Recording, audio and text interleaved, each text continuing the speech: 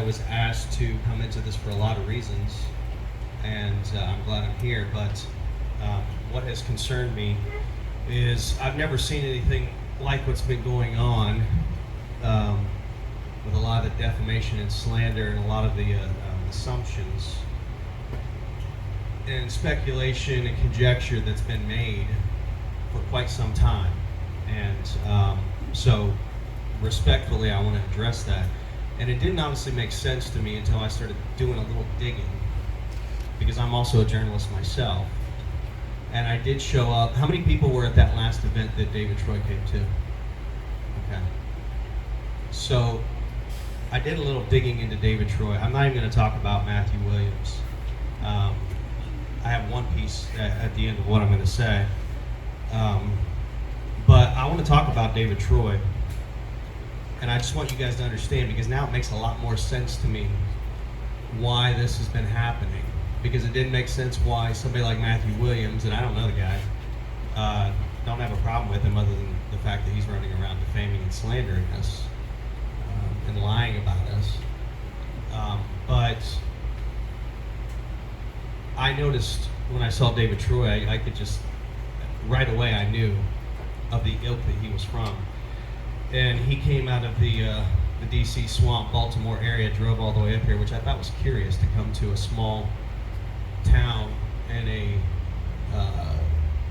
very rural type county in kind of the middle of nowhere, Tennessee, which, by the way, I'm a Tennessee boy, just so you know. I live in Nashville, and you know, I'll be living here as well as this project progresses. But I did a little digging into David Troy, and it turns out he's only 2 degrees away from George Soros. How many people know who George Soros is?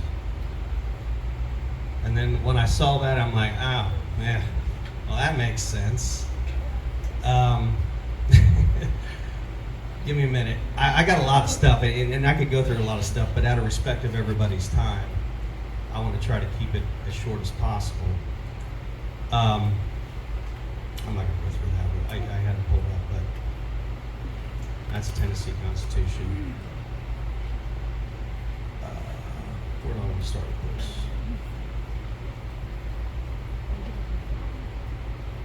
Let's start with, it's not it either. This thing lose my tabs? I think it did. My God. Hang on a second. I think this thing lost my tabs. Look at that. What do you know?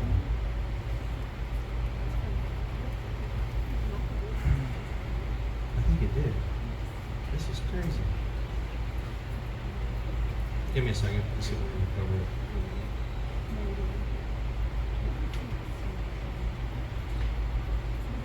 There it is. I had the wrong window pulled up. Okay. So if you go to davetroy.com, let me see if I can blow this up a little bit. It might not with the HDMI attached. This is not actually accessible from his home page. My assistant did some digging. She's really good at investigating things as well. And this page is from an article that Dave Troy, who I guess he went to Johns Hopkins University, and he's a software engineer. And somewhere along the way, he started presenting himself as an investigative journalist. And this goes back to 2010, but I'm not going to bore you with a bunch of this stuff. You can do the research yourself. But I want you to take a look at this, and I'm going to run through who some of these people are. Dave Troy wrote this back in 2010, and by the way, once you get into these circles and have these connections, that doesn't stop. And I could tell, and I'm sure a lot of you could tell by his posture and his attitude, and the fact that he drove up here from Baltimore, which is a highly left-leaning city run by a lot of Marxist Democrats. But this is what he said. He said, Baltimore is the home to the only philanthropic field office of Open Society Institute, and founder George Soros, who he called the world famous financier, which actually he's he's not that. He's actually more of a provocateur and a color revolutionary who goes around funding a lot of the riots that you're seeing now. He's behind that. Okay? So he's talking about him. He's also talking about this guy, Bob Kahn, which I want to go over a little bit. Again, I'm trying to make it as short as I can. I want you all to do your own research. I don't just do stuff like what Matthew Williams did, where he works a bunch of stuff up in his head like some author in a tabloid. In fact, I was going to ask him if he wants to start a tabloid. He's really good at writing this stuff. I think I might hire him to write these tabloids. He's got a really good imagination. But if you go through this stuff, you'll see that the receipts are there, and I'm going to skim through it, so it'll be recorded, obviously, and you'll be able to do this research on your own. But he said working with Bob Kahn, co-inventor of TCP/IP, to talk about new ways to achieve and share municipal data. And Mr. Kahn's counterpart is the father of the internet, Vint Cerf. By the way, a lot of these people are connected to DARPA. Y'all know what DARPA is? Okay. So, David Troy, he's a software engineer, highly connected to globalist tech web of totalitarian social engineers. And like I said, now he's suddenly portraying himself as a investigative journalist. And he writes for something called the Washington Spectator. Let me see where I have that. Is it that one?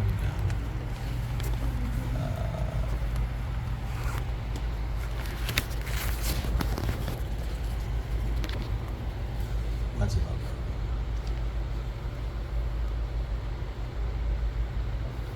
Where is his Washington Spectator? Anyway, so he writes for there you go.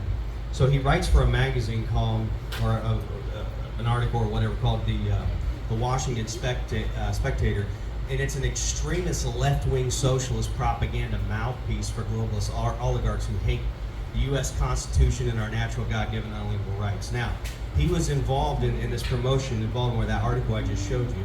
He was involved in promoting Baltimore as the potential site for the Google Fiber project. And in that blog from 2010, like I said, he mentioned George Soros, who, by the way, also was a Nazi collaborator if you go back far enough, through the Open Society Institute in Baltimore. And he pledged to support a Google investment into the city to what he called help alleviate the digital divide. But if you do some digging through there, you can find out some of the type of people that Dave Troy is connected with through Johns Hopkins University. You can see right here, Peter Pomerantsev, who, if you look him up, this is him right here, and you read a little bit into him, it's interesting that where's it at? I lost my highlight. There it is. And y'all know Dave Troy was harping on this whole fake Russia collusion stuff, right? So check this out. This guy is a Russian, right? And of his time in Russia, he wrote a memoir called Nothing is True and Everything is Possible, Adventures in Modern Russia. It was released by Faber and Faber in the UK in 2015 and Public Affairs in the US 2014, where it is known as Nothing is True and Everything is Possible, the surreal heart of the new Russia. And it has since been translated into over a dozen languages. In the book, Pomerantsev provides insight into how the Russian state apparatus uses black PR. You know what black PR is? Public relations? We want to know about New Earth.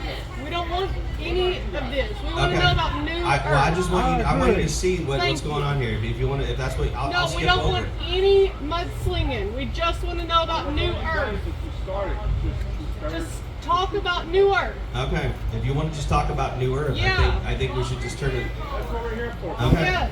I just want you guys to know. If you want to look it up, We don't care I'll put about this up this. on my website. I don't want to know. Okay. No. If you just want to talk about New Earth, then I'll Yes. hand it over to Sacha because Perfect. he's the man. Thank you. Thank you.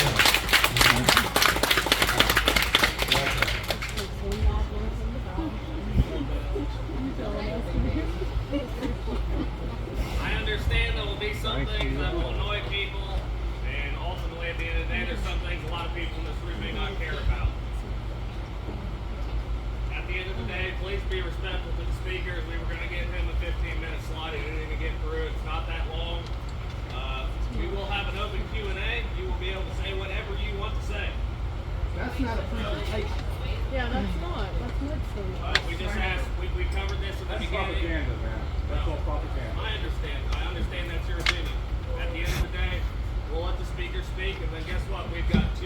3 hours if you want to get into it. Thank you. Ma'am, respectfully, good evening and thank you for being here. Dane, Christina, and Josh, thank you very much indeed. Appreciate you guys.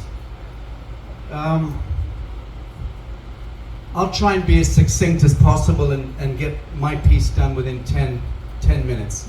And then I want to hand the mic to Marcia Ann Willitson, who's the center of gravity, as we call her. But I'm going to stand naked in front of you for a moment. Just, brother, man to man, eye to eye. It's not fun not being welcome somewhere in the world. I just want you to know my backstory so you understand a little bit about this man standing here. So, ma'am, respectfully, can I have 5 minutes to give my context? And then I'm going to show you what our plans are here. I'll do that, and within 10 minutes I'll get that done, okay? I don't want to bore you, but I do need to give you a context. I was born in Africa. I'm a third-generation white Zimbabwean. Rhodesian, the country I was born in, doesn't exist. I grew up in a war, 17 years dodging bullets. That was my backstory. So I was born in a country that no longer exists. In that sense, I'm a homeless human being, okay? No, ma'am, you're being a little cruel to me. The reason why I adopted American, I wear that scarf around the world for year after year after year, doing my touring, is because I believe that middle America is where the most Christed human beings exist on the face of the earth. That is what I believe. And I also believe that it is pitchforks, Bibles, and guns that are going to be the salvation of this world. That's what I believe. That's what I believe. And that's part of my shtick and my spiel all around the world. And I am a peace diplomat. That's what I do. I've done it for 26 years. It's a thankless task because you get rocks at the head from both sides of the equation. But yes, I'm born as a white Christian. That's who I am in my birthright. That's the country I grew up in, dodging bullets. Not a lot of fun. Why is this not working?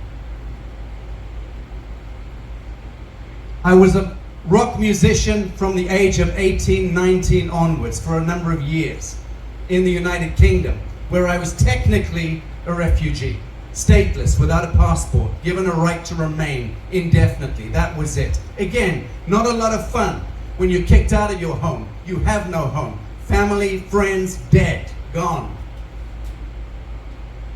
That was my backstory, rock and roll, for a few years until I was offered the contract and I walked away from it because it's a godless business. The entertainment business is a godless business. No disrespect to Nashville. My choice was sign the contract or wear the armor of God. I know which I chose, and I made the right decision.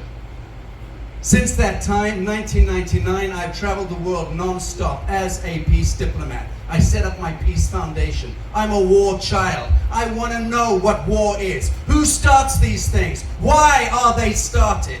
Who's behind war, disease, and poverty? That's what drives this soul. And that should drive every good Christed human being. Until we learn the currency of fellowship, which is the one thing that the man from Nazareth was espousing 2,000 years ago. Apparently 2,000 years in, we still haven't learned. Fellowship, the highest currency in the universe.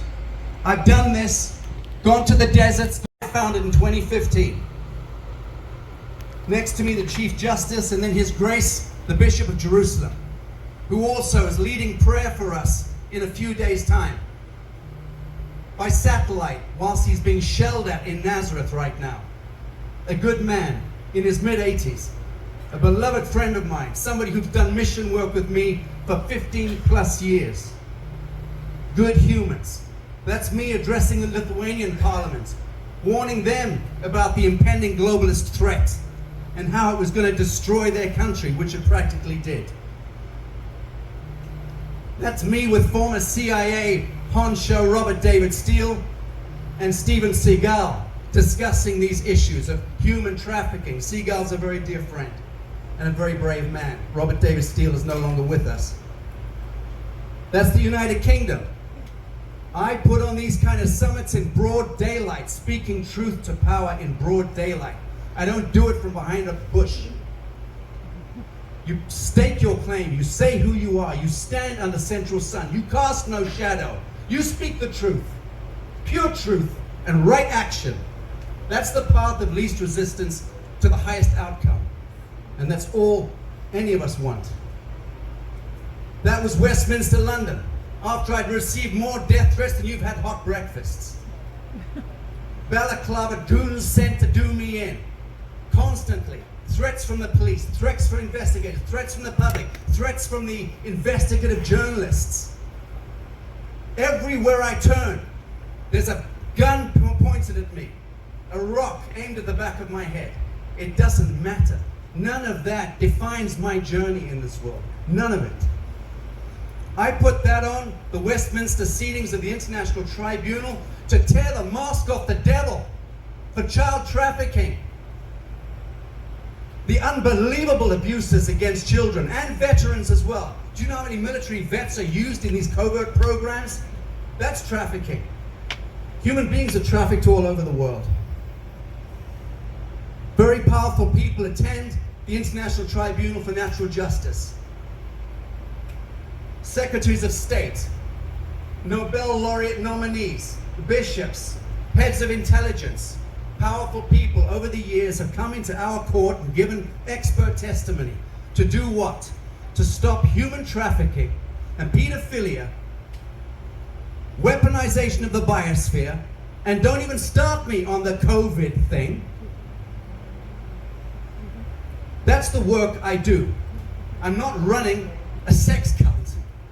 I'm not running adult amusement parks or whatever other nonsense we've read in the slander against me, my good name, and my organization, my beautiful, noble friends and family. That's the work we do. That's the work we do all around the world. I don't know what's happened to the rest of this thing. It's gone off. In any event, what we're planning here, just to end this, is a very small project. We're planning to syndicate the project in different parts of the world. That's already underway. There is no possible way I would try to roll up into a beautiful place like this and settle 1,000 people and build the Taj Mahal. I'd be the one to shoot myself in the back of the head if I had such a godless vision. There is no possible way we would come here and try to disrupt or disturb anything. There will be a handful, and I mean a handful, of residents. That's it. There will be a healing center and a sacred ceremonial ground, which will simply represent the heartland of Middle America, where all the First Nation peoples, white skins, black skin, brown skin, red skin, yellow skin, can all agree and acknowledge that there is one sacred spot on the earth in the middle of Middle America that is a free zone, a true sovereign jurisdiction where children of God can stand there in honor and in love one to another. It's a symbolic gesture. If you go back and study the life and times of the man from Nazareth, and I do not put myself even at the level of his fingernails, but if you study the life and times, it's about symbols, it's about gestures, it's about doing the right thing at the right time. This is the right time. Friends, look around you. We're on the brink of a thermonuclear war that threatens to overshadow the entire world. I'm responsible for that. We are responsible, all of us, the way we dream, the way we use the power of our God-given imagination. And the first thing we have to do is engender fellowship, love one to another. That's it. I have nothing more sophisticated to offer you. There is not going to be 1,000 people moving into this beautiful part of the world. It's going to be a beautiful, private sanctuary space. And the neighbors around us will be consulted every step of the way. Every step of the way. We'll be bringing some horses in from the Lakota plains that we're rescuing from slaughter. And those horses are going to be doing equine therapy for veterans and autistic children. You tell me that's a crime. And the golden ticket, that was just a clever idea of how we could generate the revenues amongst our own movement. And it worked beautifully. Free publicity. I could get institutional funding like that and buy huge tracts of land. That's not what we're about. We're about fellowship. We're about leaning in together and making manifest these dreams and these noble visions in this world. Too many tears in this world. This is a tired, middle-aged man here. I'm done with the war bit. I'm done with disease. I'm done with the orchestration of chaos on the checkerboard of the kingdom of the devil. I'm done with that. We need to envision a new kind of world. That's what this sanctuary is about. The ones we're developing in Asia, the ones we're developing in Africa, the same. There is no cult, there is no credo, there is no blueprint or template other than the simple language I'm speaking right now. Talking about reclaiming our own health sovereignty. Number one. I wish I could show the rest of my slideshow, and perhaps we'll find a time when I can do it. My lectures are normally 4 hours long, and they normally pack theaters and no one leaves, because I show a lot of really interesting stuff. I show how we build that new earth, that new world. I talk about true cost economics. I talk about bringing hemp back into Middle America. It was outlawed in 1937, in the 1937 Marijuana Act. Before that, your grandparents and great-grandparents, by law, every farmer had to have farm hemp, at least 200 acres. And then in comes the 1937 Marijuana Act and outlaws hemp. Why? Because the oil and gas devils, the plastic barons, they wanted to introduce synthetic molecules and plastics industry, a quadrillion-dollar poisoning of the air, the water, the soil, and more importantly, your children. That's where we've arrived at. My mate Bobby Kennedy is now slaying that Leviathan in Washington. I played an integral role, as many of us frontline radical activists at the time of COVID. We were the ones putting Fauci on trial. I asked Kennedy, let's put him on trial. Dr. David Martin, Dr. Judy Mikovits, who worked for Fauci for 20 years, came in to give evidence, and we put him on trial in 2021. Some of you may remember that. The point I'm making is, it's just the new earth is not a religion. We're not trying to compete against an incredible spiritual dimension that you already have. We're not coming to pollute the minds of children. We're here to claim our autonomy as sons and daughters of God, as children of God. And it's all around the world. And now, why Tennessee? A couple of reasons. A, it embodies Middle America. It embodies that spirit. There's a lot of unrestricted land here. And I do understand that there are politics involved, and that there's those in the political milieu who don't want this to continue to be unrestricted. But from what I understand, Tennessee will always remain unrestricted, the land, right? Good. That's autonomy. That's what we mean by sovereignty. That's what we mean by jurisdiction. So we're not a bunch of hacks going out trying to throw rocks at the government. There is a place for government. There's a place for the military. There's a place for good policing. There's a place for everything. But there's also a place for honest to God sovereign citizens standing in their jurisdiction. And not being buggered every Tuesday by the overreach of statutes coming from a place called Washington District of Columbia, which is a privately owned corporation, pretty much owned by the Crown of England and the Vatican. Don't even stop me there. So I am for Middle America. I think I share your exact same values. And I'll say, finally, again, it is where the pitchforks, the Bibles, and the guns lean in together that we have the salvation of this world, as far as I'm concerned. Thank you for your time. I want to introduce Marcia Ann Willardson. She is the head of our law commission and the core trustee of New Earth Nation, as we call it. And it's a movement around the world, but it's not to do with a religious movement. There is no spiritual credo that we're putting out there. You won't find it anywhere. We talk about technology. We develop technologies. We talk about healing technologies, microbiology, syntropic agroforestry, mindfulness, the elevation of art, beauty, and consciousness, making things. Going back to making things, not buying cheap knockoffs made in Beijing. I'll end it there. Sorry, friends. You started this. Oh,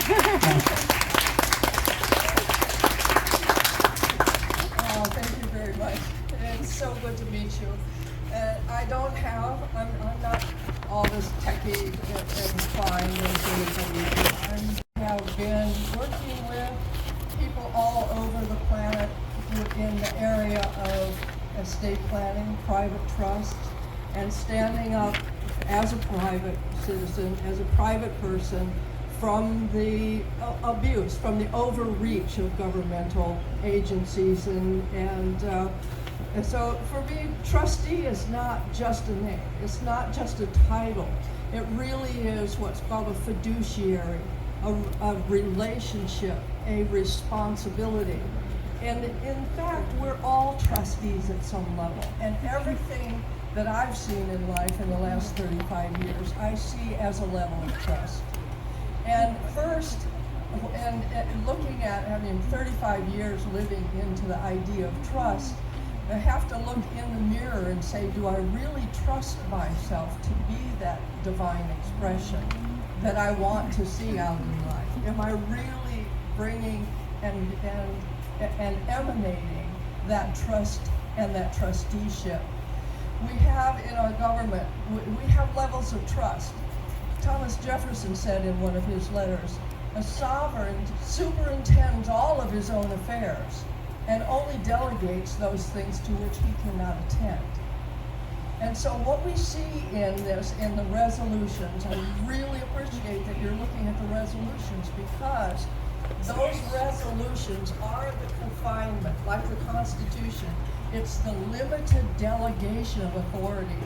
And when you look deeply into those resolutions and what they're doing over there, whether you participate or not, it's your consent that gives power to those resolutions. You give consent by not participating, silence is consent, or you give consent by participation, or you bring a proper non-belligerent reason for it not to happen. So when we've been trained in our thinking that protest, defend yourself, fight for your rights. Well, the rights that you have, there's nothing to fight for. They came with you at that moment, that spark of your creation. And we've been, we have this training and this thinking that I've got rights. Well, when we look at the Constitution, and I think it was about 1987, no, it had to have been more 1990s, when I designed what I called a discussion series, where we had 12 weeks where we came in and we looked at the Constitution. What is the Constitution and what is it not? What does it do and what does it not? Who does it apply to and who does it not apply to? And when we look at the limited delegations and the confinement of government of the Constitution that's there, we begin to see that it's our consent that has applied those limitations, or not. We've allowed, I use this analogy. What if I have a teenage son and I go on vacation? I go up to Washington and I say, and I leave my son in charge of the house. And then I get calls from the neighbors. Oh no, they're having wild parties. There's things that are going on here. And I call my son and I say, son, you're making a mess of things, and I'm not coming home till you fix it. That's what we've said to our government. We are it. We are the trustees, and they are the trusted, because they are working within and with our consent for what they're doing. By action or non-action, we are consenting.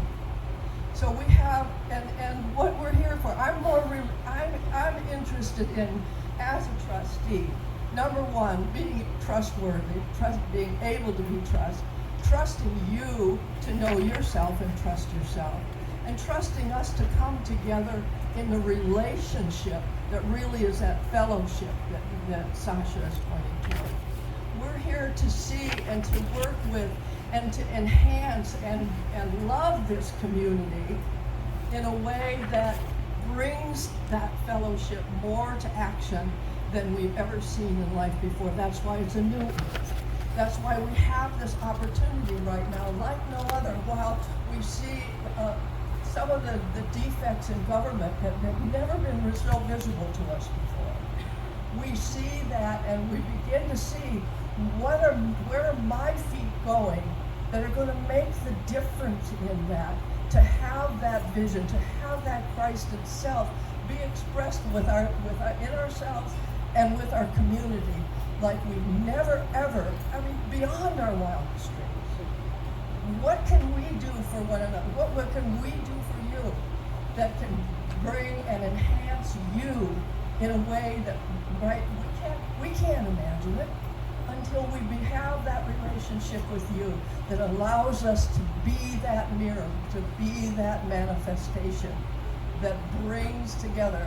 I was talking with Mark DeWitt, and he said, well, if you really wanted to make a quiet entry into this community, you sure haven't done it. And I said, well, when we saw the system interrupt of COVID, I said, we didn't see any value in that interrupt until it was well over. Well, and I said to him, sometimes a system interrupt can be an opportunity for us to grow and expand and change. And I don't know that I call this a system interrupt, but it certainly has created a fire, a fervor in you. And I implore you to look to yourself in that trusted position as a sovereign. Because having a sovereign state is an insanity without sovereign people. So we're here to bring what we can possibly bring to enhance your life, to enhance your expression of divinity, to bring together that fellowship that makes community become unity. So that's me in a nutshell. Thank you.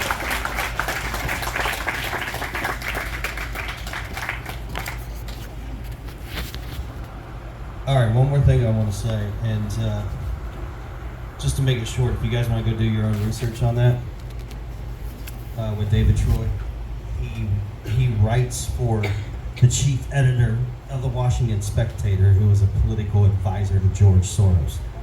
That's how serious it is, for those of you who didn't want to hear it. That's fine, doesn't matter. What does matter is this. And while we were sitting here, because I didn't want to do it too soon, I just emailed it to Matthew Williams. And you guys somebody can pass these out. There's not enough to go around. But if you go to my website, ethanlucas.com, and go to the media tab up here at the top, just so everybody knows, he's been officially noticed. You can click right here, download and read the PDF document, for a cease and desist for libel, slander, defamation, harassment, and tortious interference.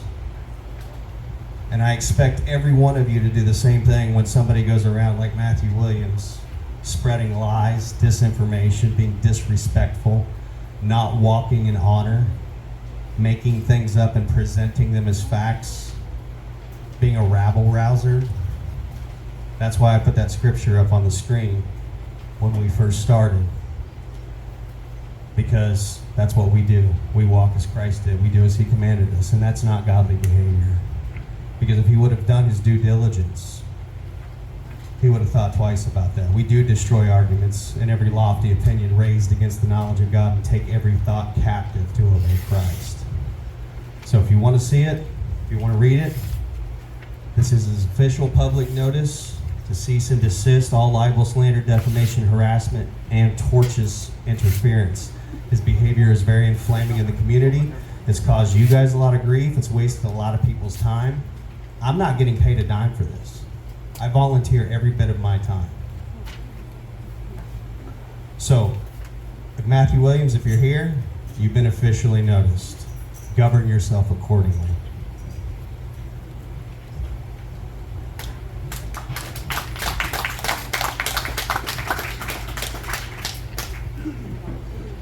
Okay, guys. Well, thank you for sharing what you had, Sacha, Ethan, Marcia.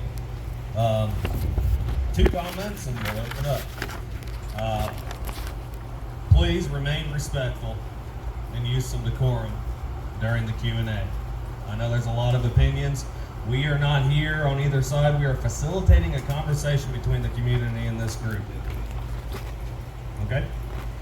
And 2, I do just want to say I really appreciated something that Marcia said as far as the consent to be governed. I think our community did the exact same thing she explained a couple years ago when they pushed the County Power Act to limit private property rights in unrestricted areas. What we saw was amazing in this community.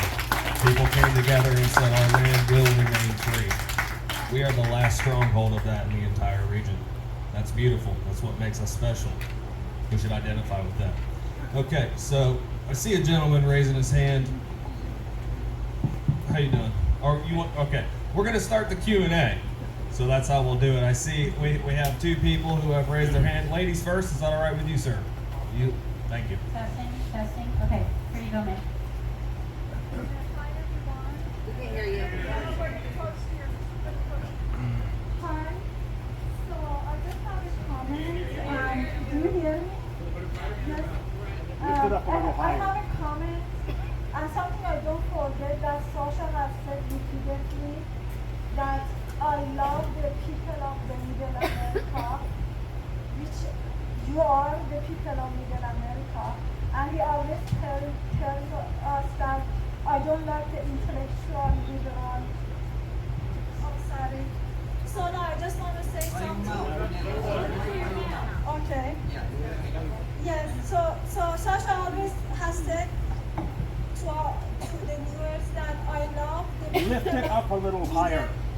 I love the people of Middle America. So he always has said that repeatedly, that he loves you and people in the Middle America. And he also told that I don't like the liberal intellectual in California or New York because I think the people of Middle America are like the true people who are connected to Earth, and so I never forget that about you, and that's why we chose here. That was just one comment I wanted.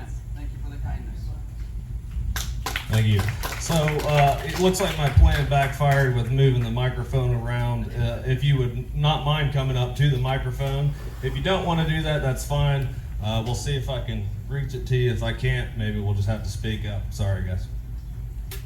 All right, I just have a few questions. I'm going to try and keep them, I know you might want to elaborate, so I'll kind of give you a little bit of time to do that, but I just want to ask a couple yes or no questions, just so we can have a couple things be cleared up. The first question, I want to ask Sacha, do you believe that Jesus is fully God? Without any question of doubt. How could you even raise the question? Why are you so grumpy? I'm not grumpy. Okay. I'm adroit. My next question, do you believe that pharmaceutical drugs can have any beneficial properties? Absolutely not. Synthetic molecules are harmful to the human system and to biology. By definition, synthetic molecules. So you can patch things up with synthetic molecules. In that sense, they can ameliorate the situation. But if you understand microbiology, synthetic molecules are no friend of humanity. In fact, I would go so far as to say that synthetic molecules are the source code of the devil. Will you permit and allow for any members who join your group to leave freely and easily? Absolutely. There are no rules and constraints in that sense. Absolutely. That was my personal opinion. Do you welcome liberals, as you have criticized, to come to your group? If liberal intellectuals learn how to temper their it's definitely bias, and that's the issue. So I speak in reductive terms because if you're dealing with such a huge issue as we are, apocalypse, end of days, Armageddon. You know, we're coming to the end of a huge psycho-civilizational cycle. So I would say that the liberal intellectual class in not just America, but the same in, because I travel all around the world and I have these conversations, whether it's in Hollywood or Brussels or Tel Aviv or Johannesburg, the liberal intellectual class is the most educated class, but to say educated today means out of touch with reality. That's the problem. And that's because of the, I guess, the universal curriculum, which was introduced in 1952, I think it was, which bastardized our real understanding of history, of geology, of all sciences. It became very reductive. It's a well-known fact, I'll leave it at this, it's a well-known fact that 100 years ago, 120 years ago, a 13-year-old schoolgirl had better common knowledge than a PhD today. Just general knowledge I'm talking about. So the specialization of education into PhDs and into this very focused has not served humanity. And that's become the liberal intellectual class. It's dystopian because it's overeducated about the wrong stuff. Whereas middle America know how to read the seasons, know how to curate animals and creatures of the soil. We've lost touch with that stuff. Liberal intellectuals wouldn't last a fortnight if it really came down to it. And that's my argument against liberal intellectualism. And it's clear to me that you're well educated, very well dressed as well, if you don't mind me saying. I appreciate that. So my next, I just have kind of a series of, they're kind of three very similar questions. They're just yes or no, and then I'll kind of conclude with maybe a little bit. It could take a longer answer. Will you commit, and your group, to following the law of both the county, the state, and even the federal government? No, yes, of course, provided that they are constitutional. Okay. Does that answer the question? That does answer the question. The Constitution is the supreme law of all. Correct, yes. So my next question, it's a little bit, you mentioned something about the Vatican, and then you also mentioned Christianity. I just wanted to ask, when did Christianity, did Christianity fall away? Did it come back? Where, because the Catholic Church was pretty predominant for a long time. I'll let you elaborate a little bit on that, and that's my last question. What is the question? So, okay, the question is, do you believe that Christianity kind of died and then got resurrected? And if you do, at what time was it resurrected? Or do you believe that there was like a minor faction that wasn't Catholic, and I say uppercase C Catholic, the Roman Catholic Church? So respectfully, I'm going to break it down into my own language. The weaponization of the true gospel or the true Christian faith occurred really almost 2,000 years ago. You'd have to go back to the Council of Nicaea and see how the message of the man from Nazareth was weaponized and turned in that sense into a movement, a political movement. So the march through 1066 on to Rome and Vaticanus, and that then becoming the center point of the crowns of Europe, moving into conquesting the whole world and corporatizing the world. Whether you're talking the Dutch East India Company or the Anglo-American corporation that came out of it, it's all an issue of the Vatican complex. Was that a conspiracy? Absolutely.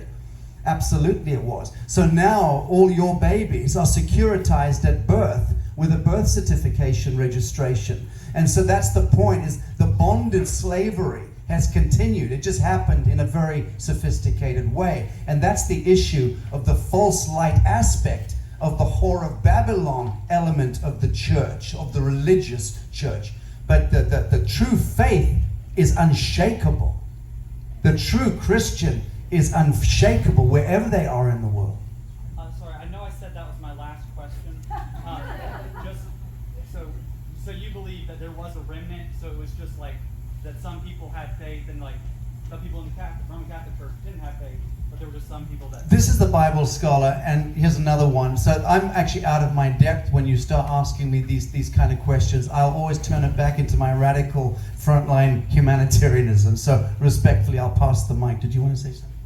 I just want to say that that through the I just want to say that through the ages, the true Christ itself that we are now the living opportunity for has been overshadowed, and this is the resurrection. Okay. Hello, ma'am. So you raise your hand. You're good. Yeah, I am a Christian, and that's who I am. We're in a free country, so, and I'm glad for that, and that's the way it should be.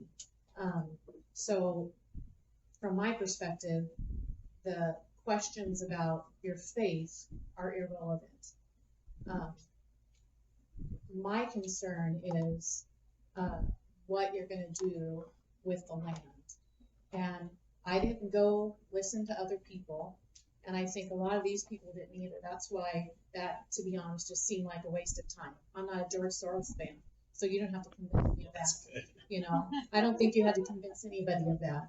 But to be honest, I kind of felt like, and I could be wrong, that you're coming in here trying to speak our language and trying to kind of go, okay, I'm going to speak the language that will catch Southerners in Tennessee and get away from the main point, and that is what are you going to do with the land. And you know, I researched, and I saw, I'm pretty sure it was Marcia. I didn't listen to other people.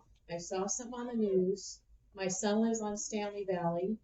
He couldn't be here tonight because he's a Kingsport fireman and he's on shift. But what I saw, first of all, just to be honest, and it's okay because we're in a free country, wasn't Christianity. It was a New Age movement, and that's okay. You know, you're allowed that freedom, but I'm allowed to make a distinction too. And there is a distinction, and that's okay. But I saw golden tickets being sold for $10,000 to start what looked to me like a commune. That's the concern. And I didn't see a limit of people. I believe it was, and I can't pull up the internet right now because we don't have internet here, that it was talking about a couple hundred people coming and living on this land, possibly more. That is the number one concern, and in my mind, isn't you have freedom of religion, but we don't want a commune started on Stanley Valley Road with countless people coming in to live there that are buying $10,000 golden tickets to get there. Thank you, ma'am. I appreciate your words. That's not going to happen. So in the first instance, as I mentioned earlier, there will only be a handful of homes developed. It's essentially a healing sanctuary and a ceremonial ground that we're setting up. But we are we're syndicating, so to speak, the project in different parts of the country. So that's what we were talking about. The golden ticket is really amongst our own movement. Let me just also say, I despise the New Age movement. So I speak publicly against it. And no offense to anyone, unlikely event that anyone in here is a New Ager. But I don't like what that is. I don't like what it represents. I never did. And as far as, I don't know who you were referring to, Ethan or myself, about couching my language to suit this room. Not likely, man. People who know me know I've got a vociferous voice. I come across being a lot more angry than I am. I'm not angry. I'm walking boldly in a straight line. And anyone who knows what I've done, I tour across America every year. I don't charge money for my speaking. I speak passionately about the things that I believe in, but they're not a religious or spiritual credo. So, but talking about fellowship and about the emancipation of humanity from securitization, corporatization, the globalist agenda, that's my thing. That's the common enemy, in a sense, of good humans all around the world. I just came back from Africa. I was there meeting the King of Kings of Central Africa. And if you see what we're doing on the broadcast in a few days' time, and that's open for everyone, you'll see multiple kings from around the world that I've asked to also lend their voices in to this common message of what we're talking about. This new age, LGBT, all of that stuff, that's the liberal intellectual orchestration that is diabolical and to my mind represents the opposite of the Christian value set. The opposite. That's my personal take on it. And I don't want to offend anyone who's in that milieu, but that's my sense of it. I also want to say that if you hear me speaking, you hear my heart. I'm not trying to say anything to convince anybody. I have a lot of background in law, and I could probably make some good points in that regard. But you hear my heart, and if you hear it resonating, I'm trying to say.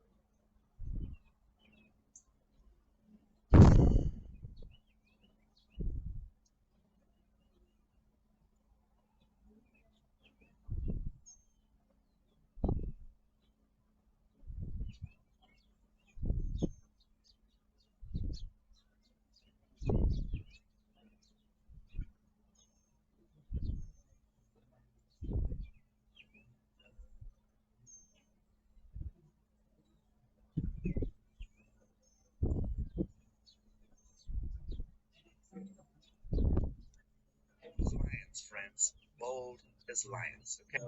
Taxed in any given venue because we don't take profits out of things, okay? We're not profit driven. We don't have dividends paying into the pockets of individuals like me. I've never drawn the people of the New Earth movement, and I will protect the living soil, and I will protect them. So, when it comes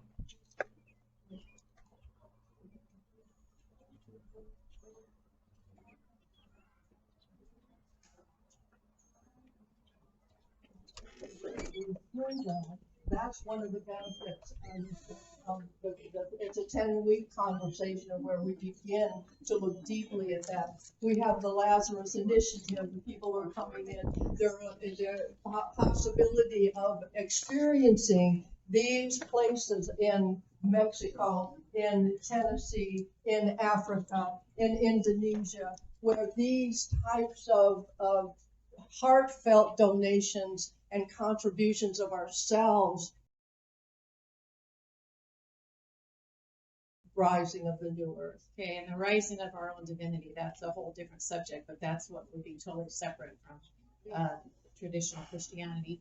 But how many people then are going to be allowed to live on the land? That's the main question, the use of the land. Ma'am, that question, if you ask me, and I'm not, Ethan is the director, so we've been walking the land. I don't anticipate any more than between 12 and 18, but we'll see. We're actually here doing some of that topographic work and what have you right now, but it's going to be a very small enclave. It's principally going to be horses and equine therapy center for veterans and autistic kids in the main. It's going to be a regenesis healing sanctuary. We're pretty advanced in microbiology. We understand good science, good health science. We'll be bringing those in, non-synthetic, and also frequency-based technologies, which we are pretty advanced in as well. So the emphasis is healing the soil, healing humanity, and that's why we chose a point in the center of Middle America, because in my view, America, as I said, is the center of the human story. And Middle America is the center of the American story. It's a dialectic that's going on, but that's why we're here. Thank you. And can I also say, Laura Eisenhower is coming in next week, the the granddaughter of Dwight, in order to remind us of the speech he gave when he left office about the imposing military-industrial complex and how the certain powers were going to threaten globalist super territorial powers were planning on taking control. She's coming in to lend her piece there. Sheriff Richard Mack and the Constitutional Sheriffs and Peace Officers Association. Mack is coming in to also bless the occasion and what have you. Please understand the people that are coming in to do this proclamation event, and like I said, the Bishop of Jerusalem. There's a number of others. It's all on online, but these are good humans. I just want to say, if you come up here to ask a question, it's been requested you don't stand directly in front of the speaker. It'll cause a feedback. Just letting everybody know. Thank you. So, quick question before I get a little bit further into some of my comments. None of the three of you will, once you're done with the building project, will be staying here, correct? I think Ethan, as director, will be here. I'm a constant roving ambassador, so I'm moving around the world constantly. I'm normally in and out of the US just once or twice a year, dipping in and out, and those are a lot of meetings. So I look forward to seeing the development and helping where I can. But Marcia will also be spending some time. Spending some time here, but you, when you initially introduced yourself, said that you'd be living here through the duration of the project. Does that mean building it, or you're staying here in perpetuity? Well, all of the logistics haven't been worked out specifically, as is normal with any building project. But before I started the nanotech nutraceutical company that I started last year, I was a general contractor for over 20 years, which is those two reasons, because I'm a naturopathic doctor as well as a seasoned general contractor, was why I was called into this. I haven't decided exactly what the exact mechanics of all of this is going to look like yet. We're not that far along. Okay. I think part of the concern from some of the people here is that the people who are speaking to us don't actually have a vested interest in what happens after we leave. And the questions that I'm actually on a very similar mind of the woman who was just speaking. I think you are speaking the language of a lot of people. Wait, you said when I leave. I'm always. You said you're not sure if you're going to stay here, though. If you're part of this project, you might go off to a different place, might help in a different area. You said you don't even know if you're staying here after the building project is done. No, I'm saying we haven't worked out the logistics of anything even to that far. No, we don't know. Exactly, but that's the thing, is you don't know yet. And right now, it looks like there are 3 people who are speaking to us about this project who don't have a vested interest in what may happen after we leave. Okay. That's all we have is a vested interest. Lots of money into this. My further question, though, because the problem is you said there's no credo. There's been a lot of conversation about a lot of topics about which most of the people in this room do agree. Yes. But the issue is when you implant a bunch of people into an area with a kind of a not credo, not an idea of what's keeping them together, what's the goal, what is the project after you set this up, what's going to keep this community that you're setting up together. Because if there's no credo, there's nothing keeping these people together other than a huge conglomeration of ideas on which some people may agree or may not agree. What is the actual purpose and what's keeping this project together after you all set this up and potentially leave? Good question.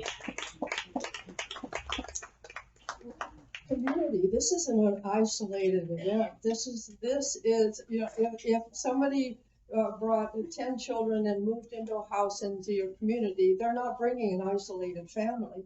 I mean, this is not only a community here and the possibility of having and staying in the community, if by vested interest staying here and being a permanent residence.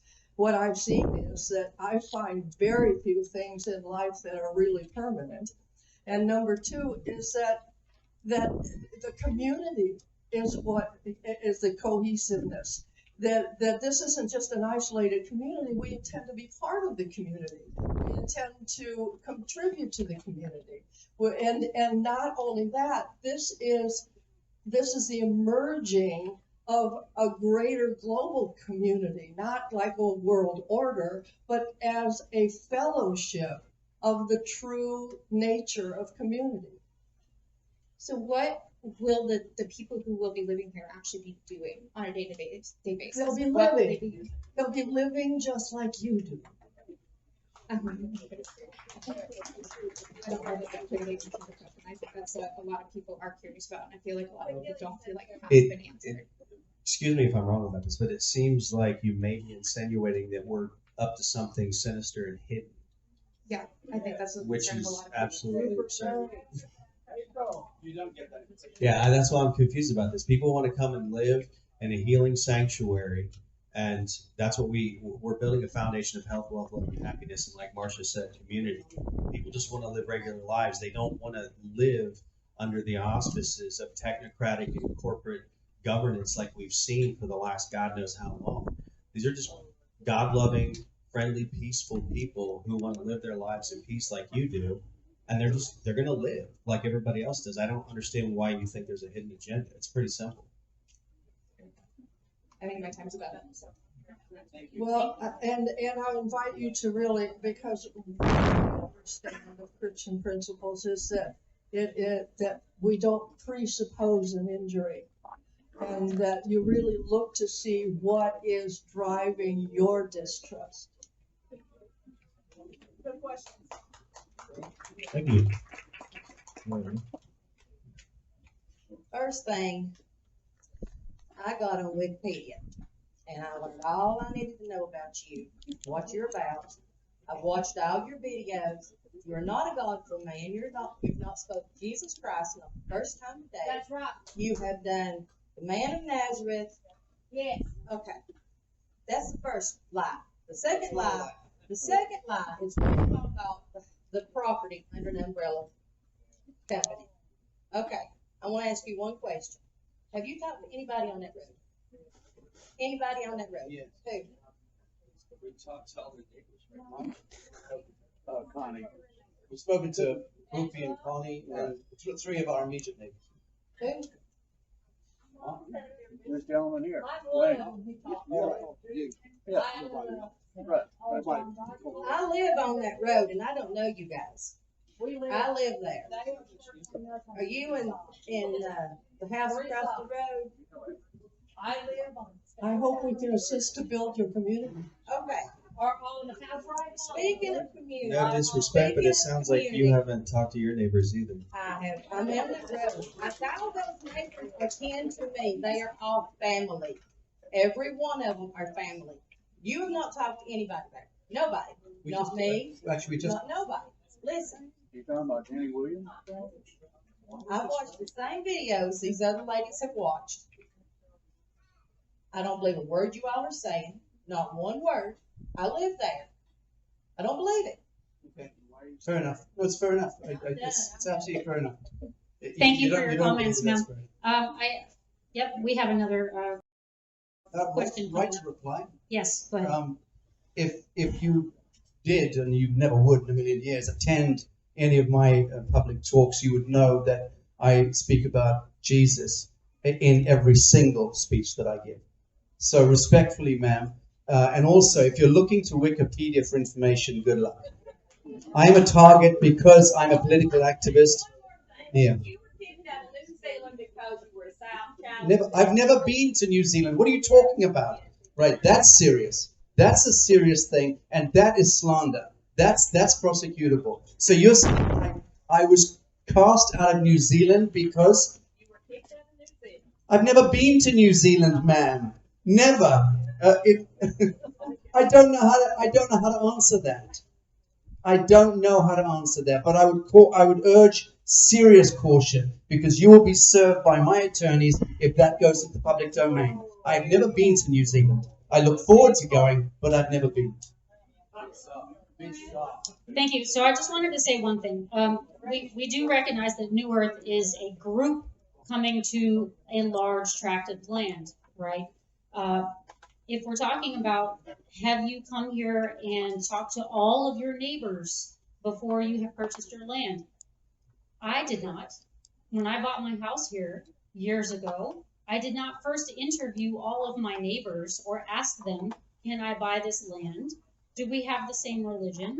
Do we have all of the same beliefs about everything on my mind? Okay, so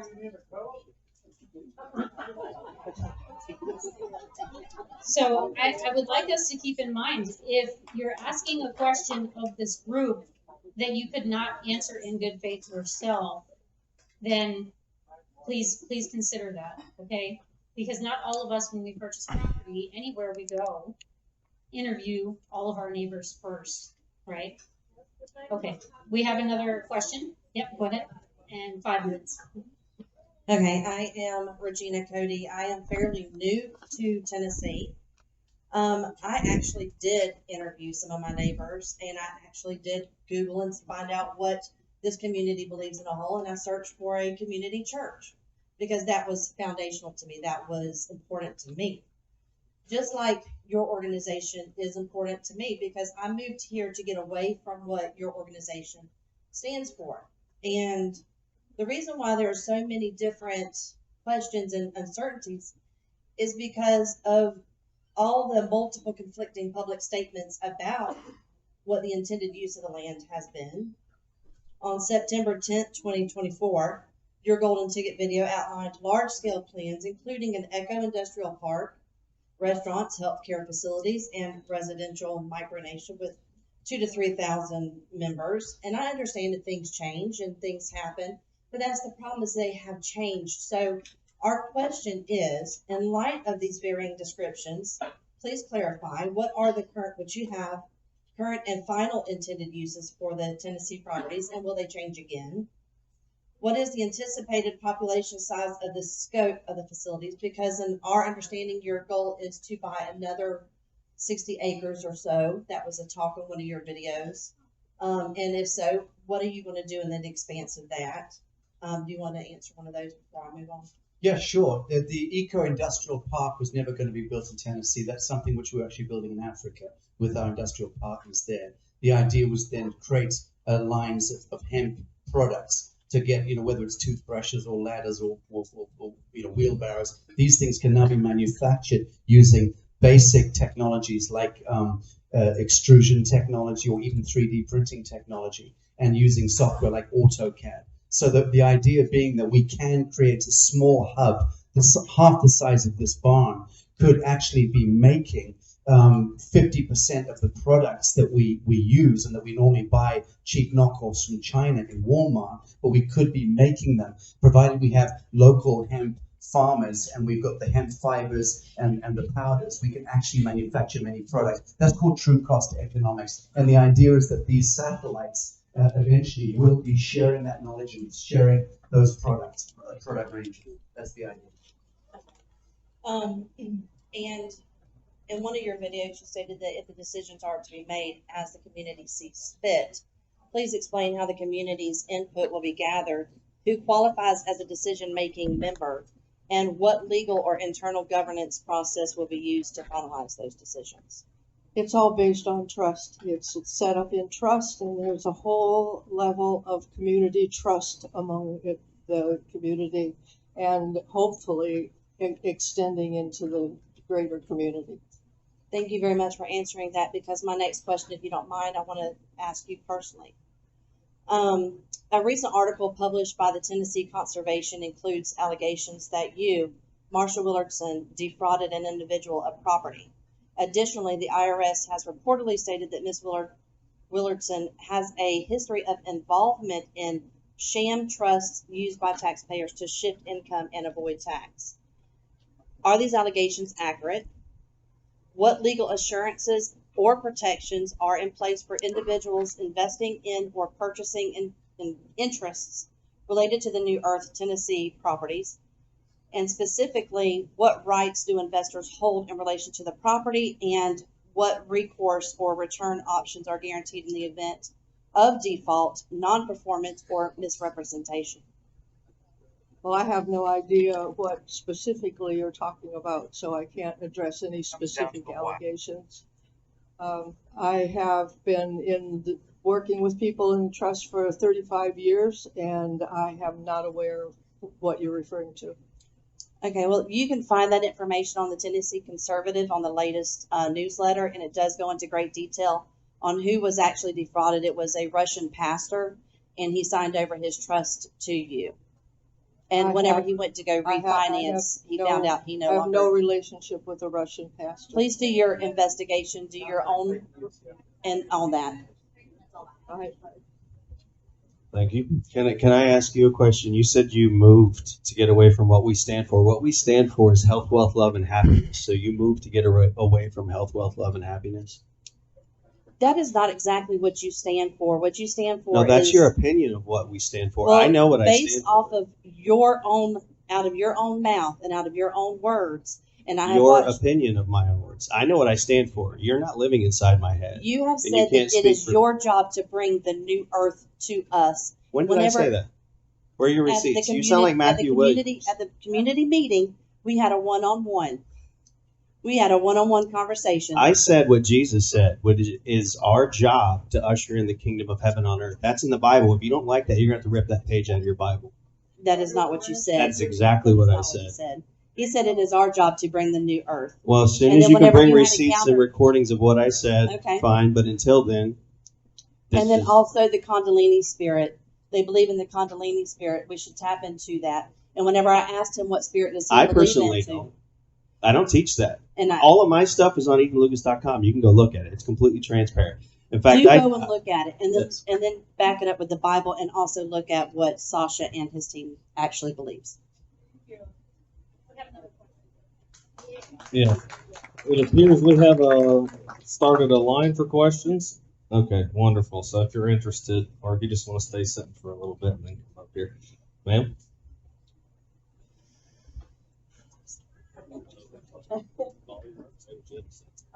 You all claim to be Christians. I don't think you are or not. Are you born again Christians? You can go after him. You're not? Get him right.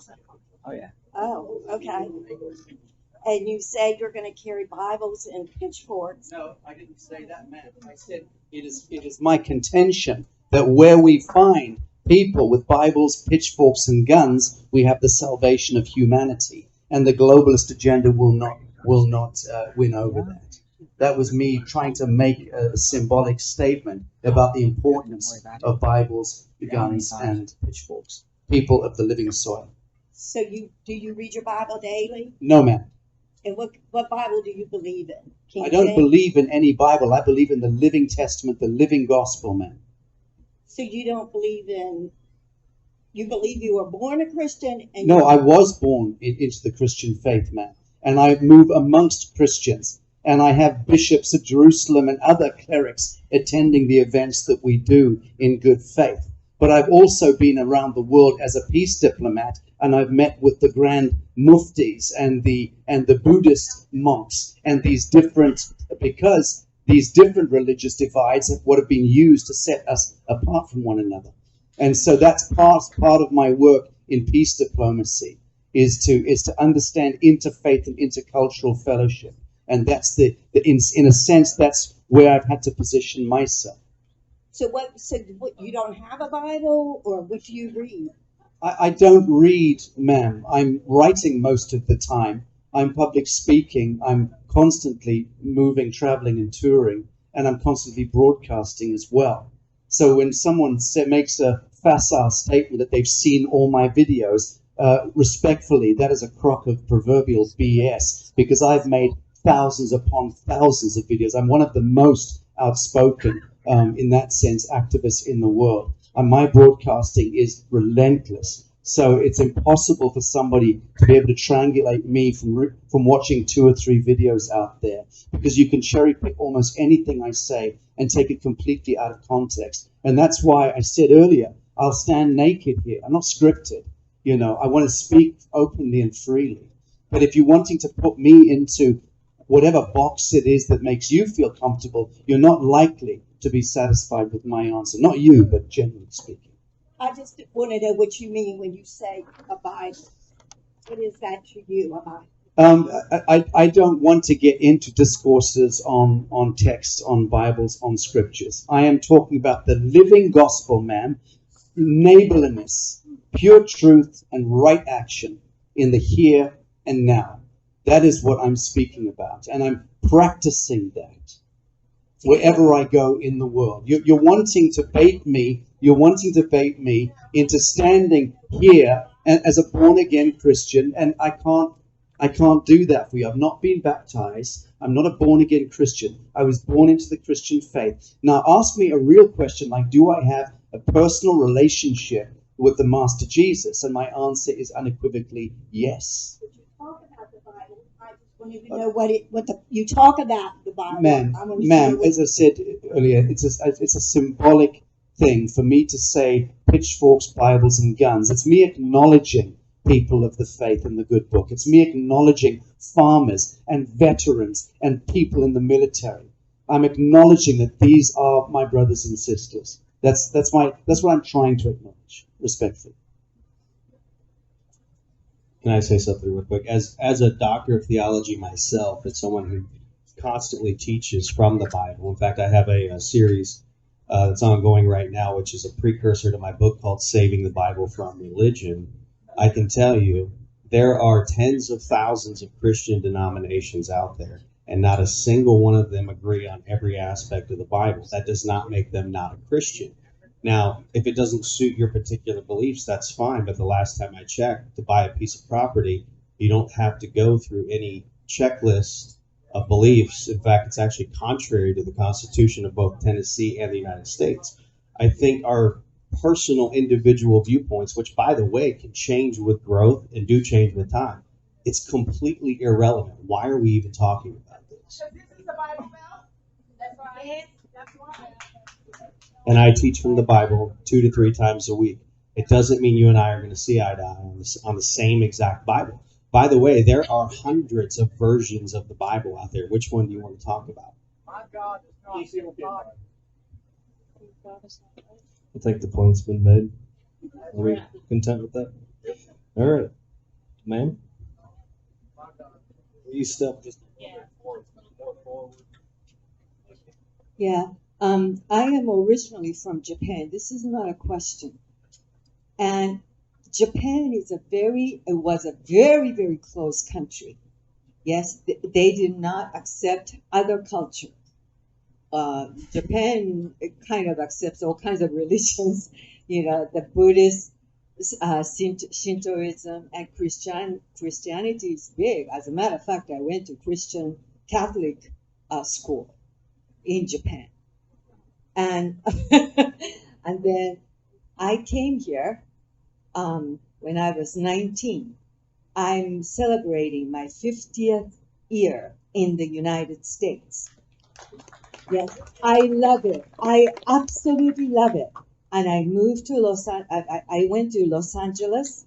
When I landed in Los Angeles airport from Japan for the first time, I looked under there and I said to myself, I'm coming home.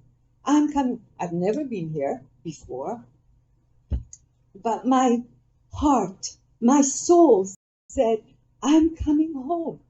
Because I grew up in a culture that was very restrictive, and everybody looked the same, everybody spoke the same, everybody dressed the same, and if you have a different opinion, different belief about anything, basically, you were looked at like this.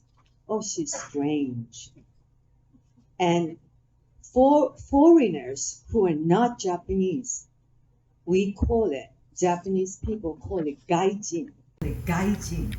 That's literally translated outsider. So I came to the United States thinking that I can finally be myself and be looked at like, oh, who's that girl who just speaks up, her opinions. We have even a saying in Japan that nail that sticks out will be hammered down. That's a Japanese saying.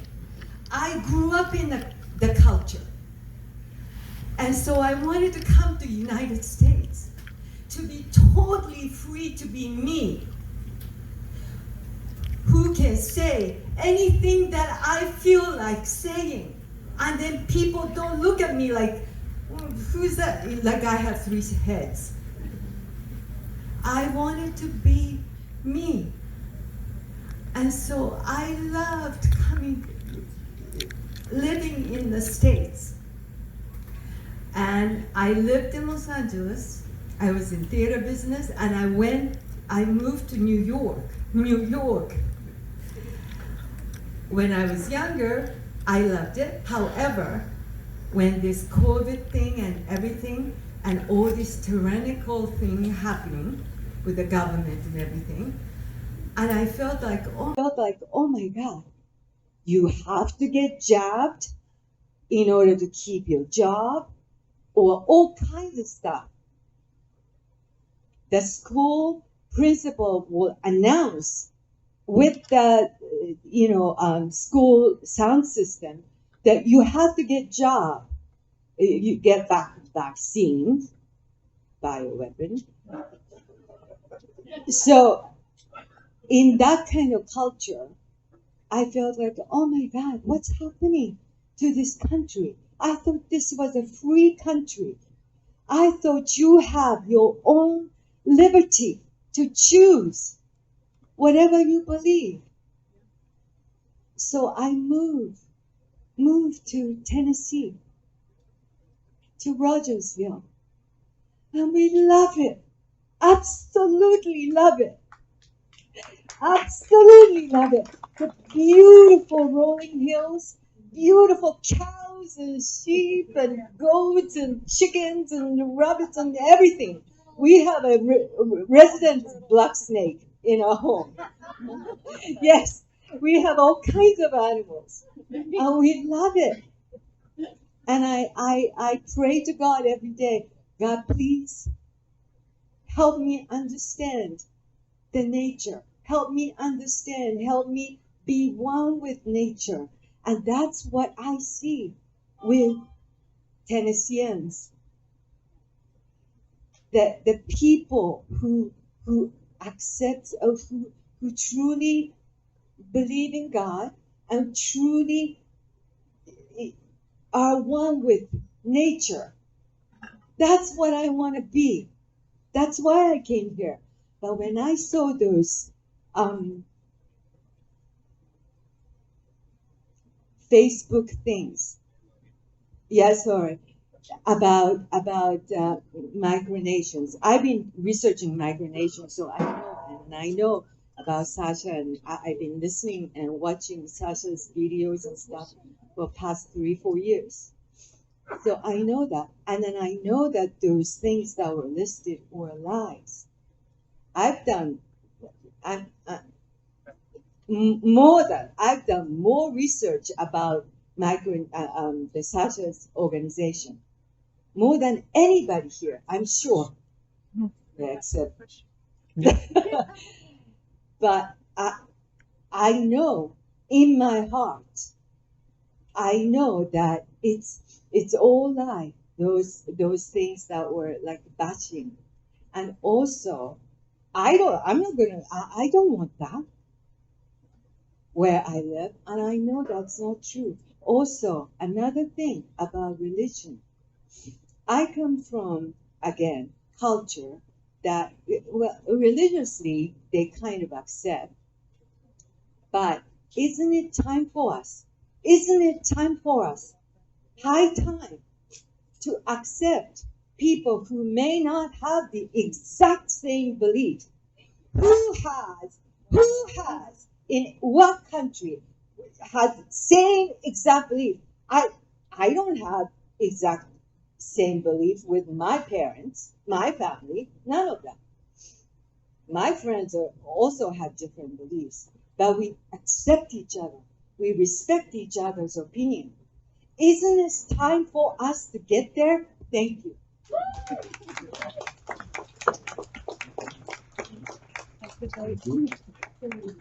Thank you. I want to start by just thanking you guys for taking the time to come here and allow us to voice our concerns and to ask questions. And I got to meet Ethan at the last thing. He was very patient with my children who had lots of questions. And they have many, many more. So stick around. We'll have coffee. And Sacha, I think that a lot of the things that you say are beautiful and they're fantastic. And you remind me a lot of my Cherokee grandmother. Like I just see that in you. And I can see the love of the land and I can see the love of the people, and I see that you go in high places, and I recognize that you are respected in a lot of places that you go, and that what you truly believe that you're standing for is in your heart, and I believe that you would die for what you believe. I really do, and I think you would stand by his side.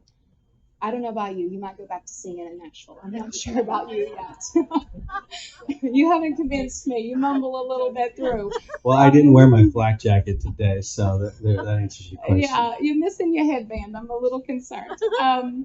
So, sitting here and listening to you talk, Sacha, you have a gift. You have a gift with words. You have a gift of taking a crowd in and making them feel, yes. Rally. You could rally this whole room behind you and we could all drive out of here waving your flag. Absolutely. But that gift that you say you were born with came from God. That beautiful gift. And I believe that you really believe you're using it his way. But as a prophetess, when I pray, God has met with me. And I'm torn. Because my 5-year-old autistic daughter interprets dreams. And for the last week, she's been tortured with nightmares, and she sees your face. And there's a message. Please be careful. Thank you. Be careful of the lines. Be careful how you persuade with your words. They're beautiful. And you've been given authority to step in with many high places, but the one you've forgotten is on your knees. God loves you and he supports your mission, but he says if you want to see the real new earth, you have to only claim him as God and drop all the others. Thank you. I know almost nothing about you. So I wanted to ask you, these people that are coming that you talk about staying out there, I've heard several different numbers tonight, 1,000, 15, 2,000. Are these people residents or are they guests? I don't think there'll be more than 20 people there. So I don't know, the 1,000, 2,000 is connected to the movement that we've started and that we're looking to syndicate, but not here. So you're not talking about bringing an entire group of people out there In tens of or hundreds? Oh, you mean just the proclamation thing that we're doing, the event? Just the event? No, I'm talking about people. The actual project? Moving in. Oh, hell no. No. Yeah, if there's more than, I very much doubt there'll be more than 18 homes there. I was just concerned about an exorbitant amount of people coming in. Oh, hell. That's not what we're doing here. Controlling the vote. Yeah, got it. That's what I'm talking about. And to the other Good people, point. these people out here, I don't think these people are, these Americans, these people who have accepted 50 million people over the last 40, 50, 60 years from thousands of cultures have to be told to accept another culture. I think it's what we do. We're not a bunch of bigots sitting here. We're not a bunch of, country bumpkins. We accept everybody. As long as they come and they want to be a part of us, we have a problem with that. We got a problem with people coming in, telling us one thing, doing something else. Why do we question that? Because it's happened to us many times over the last 20, 30 years. I think we all understand that. Thank you. Thank you, Bob. Thank you. Hi. Yep. Come on up. I'll restart 5 minutes. I have a minute just to get my background. Of course. Yeah. All right. Here you go. All right. So I'd like to give my background a little bit since Ethan said he's having trouble researching me. So my parents were born in Ohio. My parents, Matthew Williams. And so my parents. I didn't say I was having trouble. I said I wasn't going to get into it. I mean, okay. My parents were actually born in the same place you were, Ohio. They were Buckeyes too. My parents moved down here before I was born. They went to Pigeon Forge, so they loved it. Lived in Morristown for 10 years. I enjoyed it. I was homeschooled. A lot of your guys' beliefs actually align a lot with my beliefs, believe it or not. I mean, even the idea of small governance and stuff like that. But to go on with that, when we moved to Hawkins County, moved to a beautiful large piece of land, 60 acres, and enjoyed it. Getting to homeschool meant I was outside in nature almost every single day. I got to spend 4, 5, 6 hours of reading, 6 hours of book work. And then, as I grew up, I like to help people. I don't charge for work. You mentioned general contracting. I would try to find people who couldn't afford help and use my skills to do what I could for them. When I was 19 years old, I was helping somebody take down a CB tower.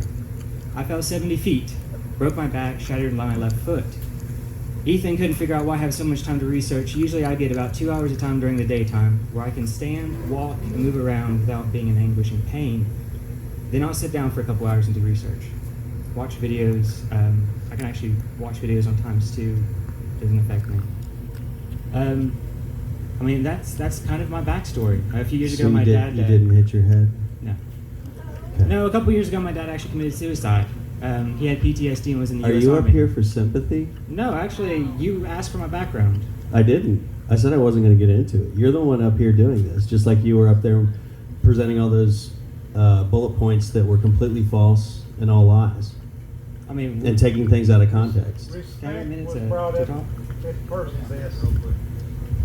I'm going to say Matthew Williams opened the floor to the public and the community at his last meeting and was very gracious in the amount of time that he let people who were essentially opposing kind of what he said. So in a return favor, out of respect, we're going to let Matthew have a couple extra minutes to have a dialogue. I know you were there, you remember. So please speak freely.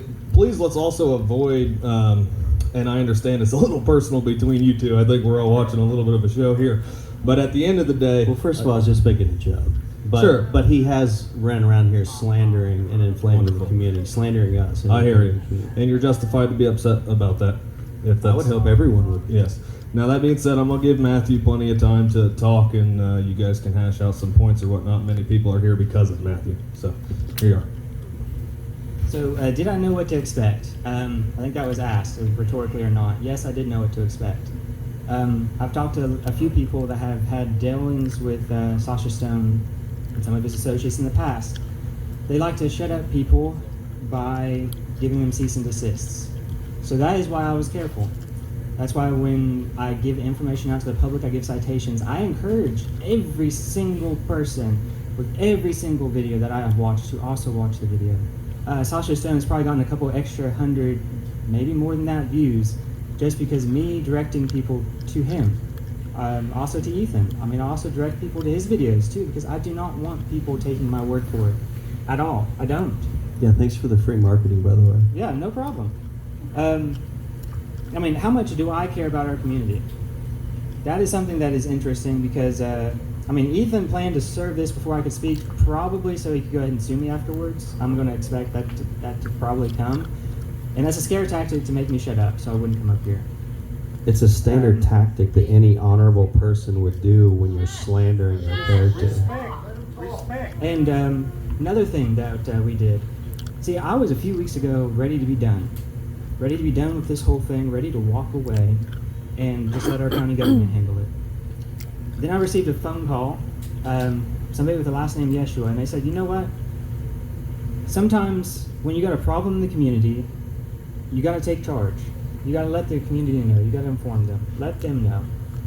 So that person suggested that we do a Days of Prayer campaign and suggested that we do the community meeting to give people an ability and an outlet to speak.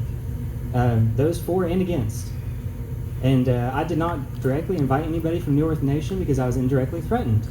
And because of that, I did not feel comfortable. By who? Where are your receipts also? Because I know that's a lie. He's lying. Respect. That's your opinion. Ask him to be respectful. He's lying. Yeah, I'm not lying. Who threatened you and what were you threatened with? Yeah, it was Sacha. I heard it. Yep.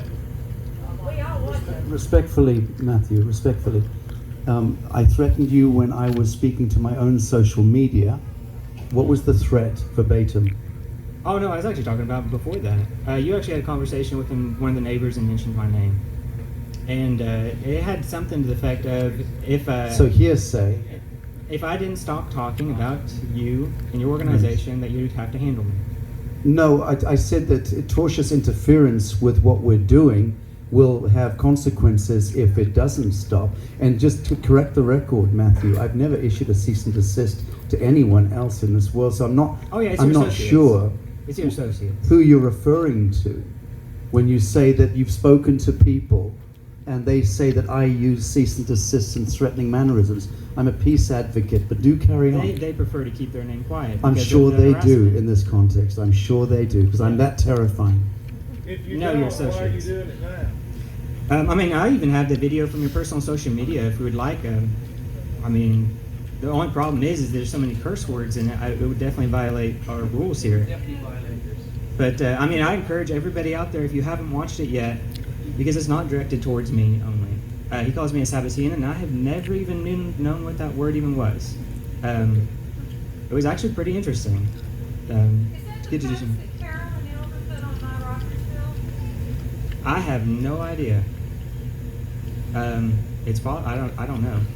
Matthew is probably referring to your Sabbatean tactics. No. It directly referred to both me and David Troy as Sabbateans. I mean, I can play the video. The tactics, yes. No. We know you're not actual Sabbateans. You know what a figure of speech is, right? I mean, I encourage everyone to watch the Okay. video. I mean, I would like to ask Ethan. The question is going to be: you had mentioned it quite recently. I think it was 3 weeks ago in a video that if the state wanted to stop us, they would have to declare war. What do you mean by that statement? I don't recall saying that, but if I did, I'm sure you're going to take it out of context. Because I saw you taking a lot of clips of Sacha out of context and spinning it as the fake news media often does. Oh no, I mean, they're words for words. Actually, calling me a tabloid, I was very careful in giving the videos and the timestamps for you guys. So if you're calling me a tabloid, it's your own words. Yeah, And I don't. And I was making a joke. I said I was thinking about starting a tabloid. You'd be the first guy I would hire because you can come up with some pretty good stories. Which is your stories.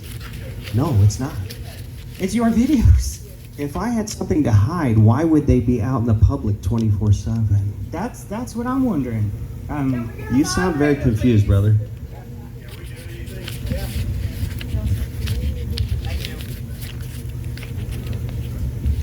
I'll pray for you, man. I wanted to extend respect to Matthew as he did to others. Looks like we've got a line for further questions.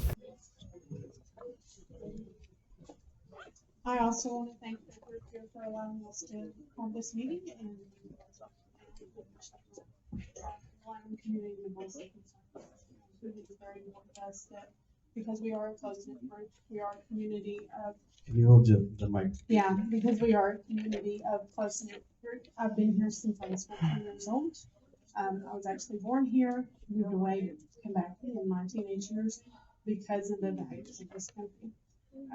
Now, one thing that I do have concern with, and I don't hear that it was brought up, is I have a lot of family members that are in the military and the government. Lots of family members that are retired that are military and hold services or hold titles within the government. As I was researching on nation.org, I will give a brief quote, but it says, "It is the incumbent duty of all people of the world to declare themselves an individual sovereign entity without regard of the imposition of statutory rules of those governments that one has declared to be void." However, on the New York Nation Tennessee Facts, which I read after the statements on the news, New York Nation Coalition, they were asked about law compliance and about those responses. It said, New York Nation Coalition intends to abide by all laws in harmony with nature and nature's God. Sounds great. But just to ensure for legal clarity, because, you know, nature's God, it's wonderful. We all want to do that, right? We all want to follow God's law. But we do have a county, a state, and federal laws, including all of our local, all of our state, all of our federal. And to ensure legal clarity and transparency, can you please confirm specifically for your organization, anyone staying here, and any of your members fully comply with all applicable county, state, and federal laws, including the lawful filing of all required government-issued documents, payment of taxes on property, sales, income, and vehicles? And if not, please explain in detail the statutes that are considered void based on that. And it is because of a personal relationship with government officials, with family members, and just a concern that it would be taxing if we did not. We follow all the rules, we comply with all the laws, we understand the nature of the agencies of government and the limitations of the agencies of government. We work within the laws of nature and nature's God. That is the law of nations, which is also above the Constitution in the relationship with nations and how nations work with one another. The law of nations is actually called, it's the nature of the natural law, the law of nations. And the Constitution itself is the article, is the document that we as the people have laid out the specific limitations of our agents with regard to public interest and public trust. We do follow all the rules that are necessary for us to follow.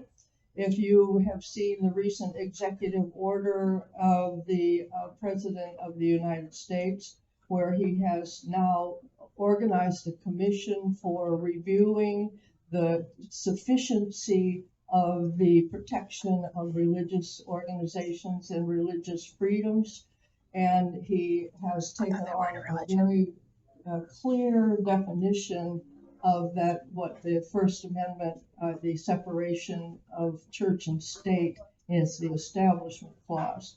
So we do understand the laws.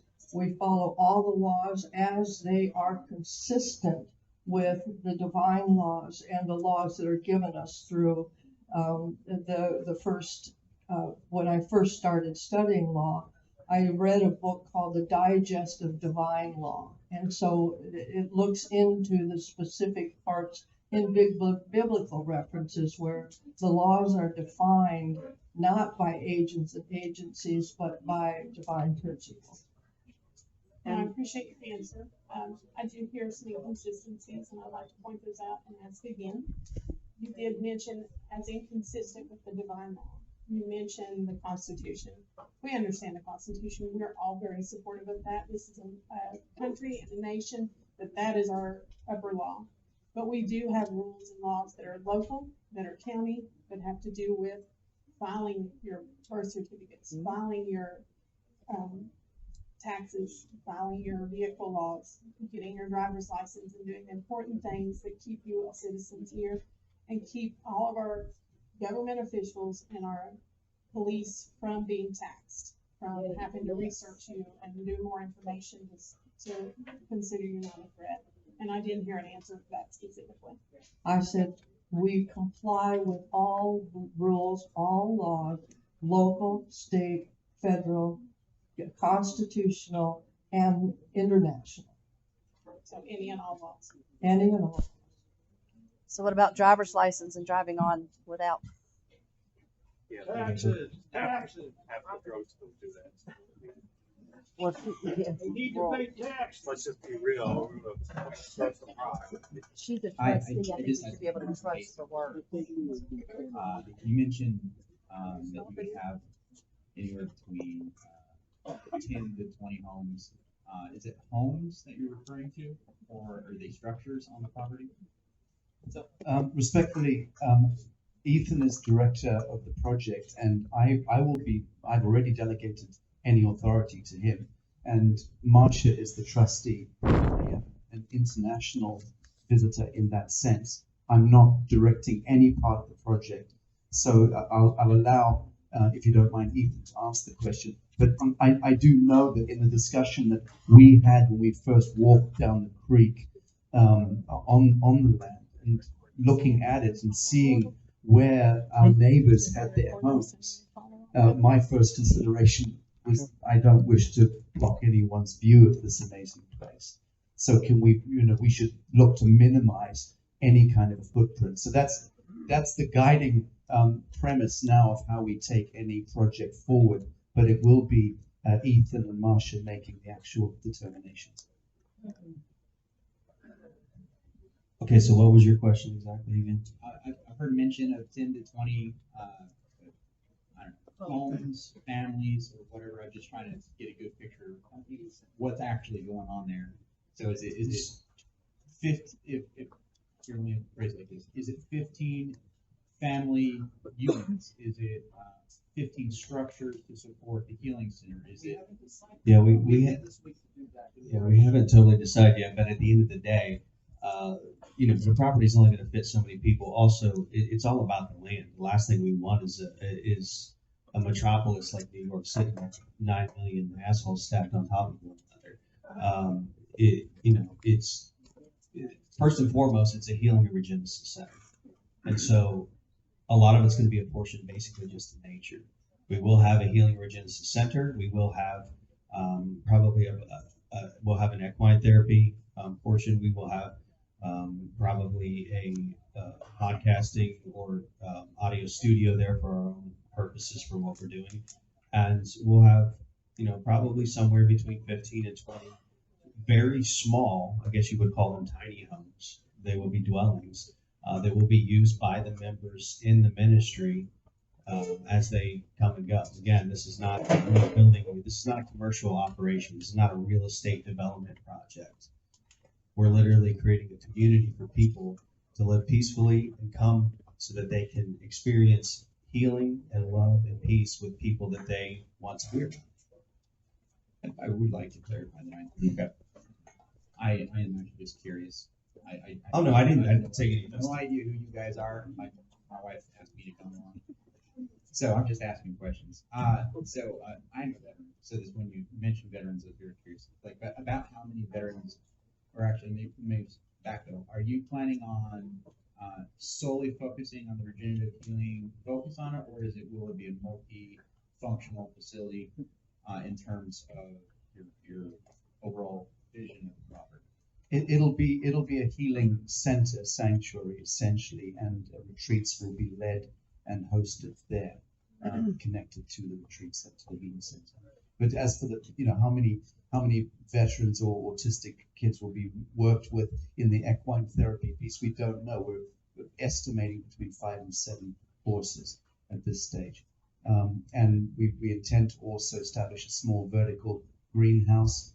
We're pretty advanced in some technological innovations and developments that we're progressing in other parts of the world, and we will seek to bring those systems in to be able to help things like establishing climate control inside a vertical. When I say vertical, I mean a small vertical greenhousing, because this food independence is a key part of it, obviously, and energy independence, and food independence. But also, what we'd like to do is establish, and we're looking at this with one of the barns, is establishing an organic farmers market and working with local farmers and bringing a seed bank in as well to try to get back to heritage seeds, which is a very, very serious and consequential issue facing the whole planet right now. So it's all about syntropic agroforestry and getting back in touch with the living soil. You have a hard time with the Tennessee jungle here. The last question, I'm going to try to combine a few questions. Are you going to be running this as like a non-profit or not-for-profit, and are you going to run it as a... Everything we do is non-profit. It's charitable. In fact, everything I do is non-profit. Thank you.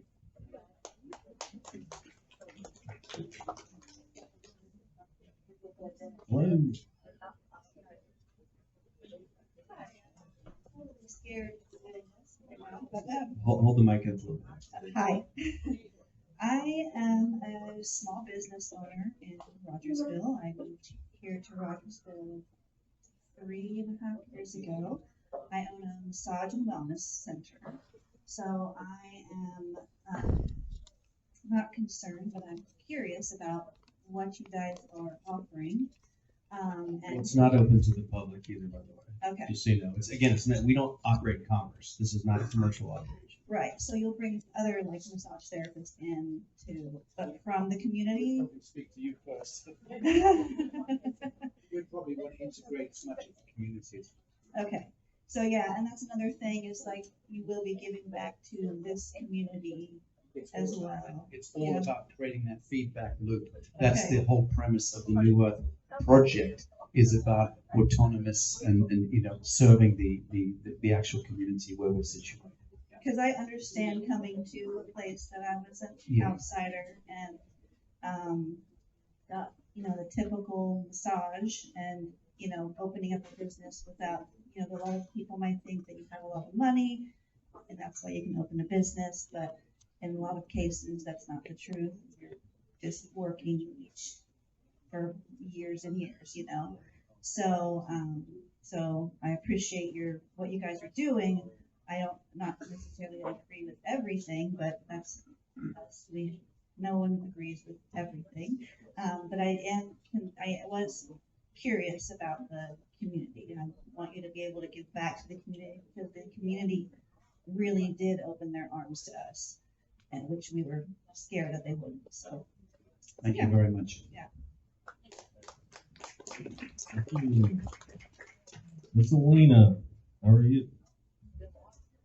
Okay, so we also moved here from a different state, from New York. And when we moved here, I didn't know that you would have to say what religion you are if you're born again Christian. I didn't know that you had to, but anyway, they didn't ask us. We moved here. We moved here for the freedom because I've heard a lot of concerns which are totally legitimate.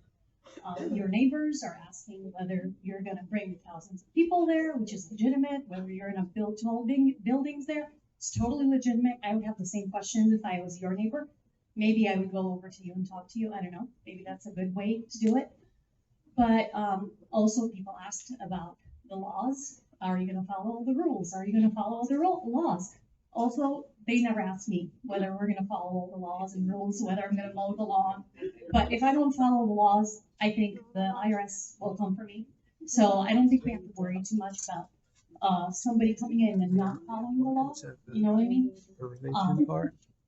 People did warn me, worry about the meth houses, make sure there's no meth house down the street. And I was like, what's a meth house? From New York, they do marijuana. And they're like, yeah, you don't want those kind of neighbors, they just make a dump out of their little area. And So when are we going to have the meeting about that?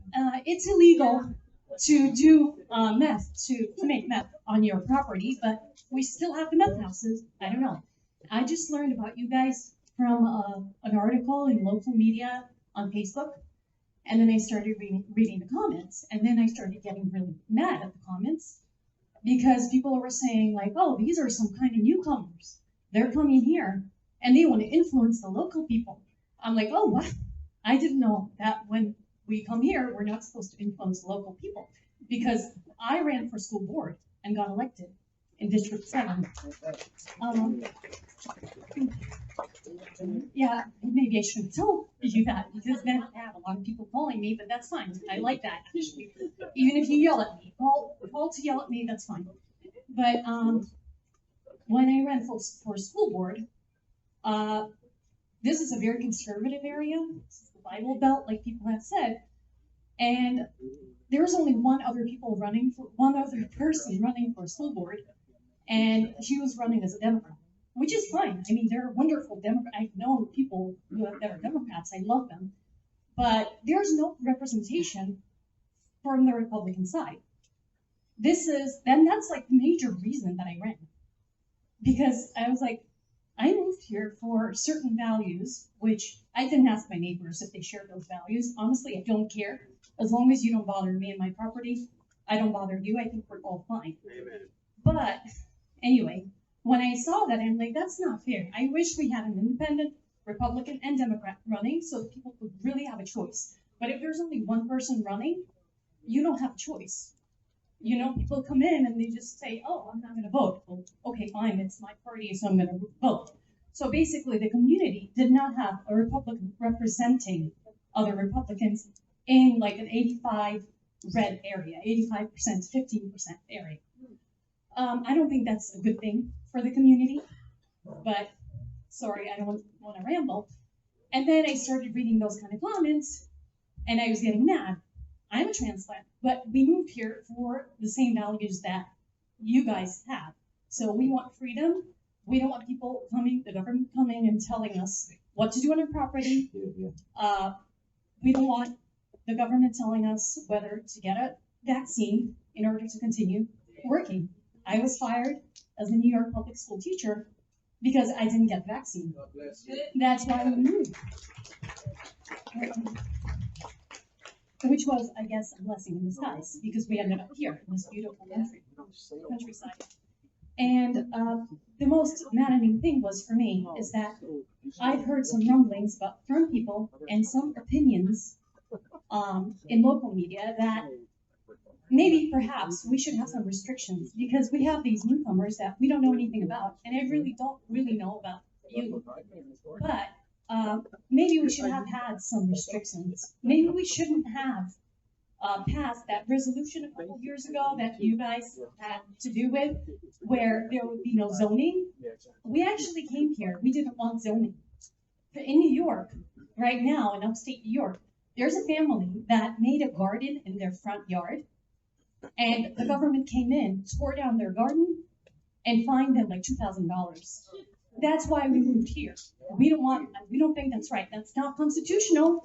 That is a law. There's a law that they follow. The government didn't just come in and do it. They had a law. That's why they do it. That's why we came here, because Tennessee doesn't have that kind of unconstitutional laws. And what really worries me is that some people were saying maybe we should have restrictions, maybe we should have zoning, and then we could prevent people like this from coming. And respectfully, I really don't want to move away from here, but if there's zoning, then a lot of people might want to move away. There's your cult right there. So sorry about that. And by the way, can I say something real quick? Yeah. So this is our Tennessee Constitution, right? Declaration of Rights. First of all, Section 1 tells you that you are sovereign, the people are sovereign. The government only exists because the people allows it to exist. We are the boss of the government, not the other way around. They are public stewards. And any time that government, this is also stated in our Declaration of Independence, becomes destructive of any ends, or if we just feel like it, we have a right to alter, reform, or even abolish the government in such manner as we may think proper, right? And this Section 2 of our Tennessee Constitution explains the reason why. But look at Section 3. All men have a natural and indefeasible right to worship Almighty God according to the dictates of their own conscience. That no man can of right be compelled to attend, erect, or support any place of worship, or to maintain any minister against his consent. That no human authority can, in any case whatsoever, control or interfere with the rights of conscience, and that no preference shall ever be given by law to any religious establishment or mode of worship. That's what protects every one of you and allows you to do and think and believe and live the way you do. And if we get away from this, we've entered into a real government cult. That's called tyranny. They do that overseas, and it's not good. Every single word that was just said, whether you like New Earth or you think he's this, whatever you think about. I'm just reading the Constitution. Yeah, no. I'm just, what I'm saying is every word that I just heard, it's a fact. That is 100% true. That is why we're a constitutional sanctuary. I just want to opine for about 30 seconds here because I just appreciate Alina so much. She's always been a very clear-minded leader in the community. Great representation. We really appreciate you. She talks about the thing that happened with the zoning. One of the reasons we hopped on this very quickly is some of you may remember, some of you may not. In a quick nutshell, they wanted to restrict the land use regulations. They wanted to add zoning. This is the problem with the slippery slope. You want to weaponize something like that, in this one scenario to keep somebody that you don't like from coming or whatever it is. It starts with zoning, and then it turns into land restrictions, and then it turns into you have to have your grass this way. You cannot have Dad's '54 Chevy that's rusty because your neighbor from New York don't like it, and this is the rules. And if you don't comply, we're going to fine you. Our rural way of life, the entire unincorporated area in Hawkins County, unrestricted, that's the entirety of the identity of what our culture is.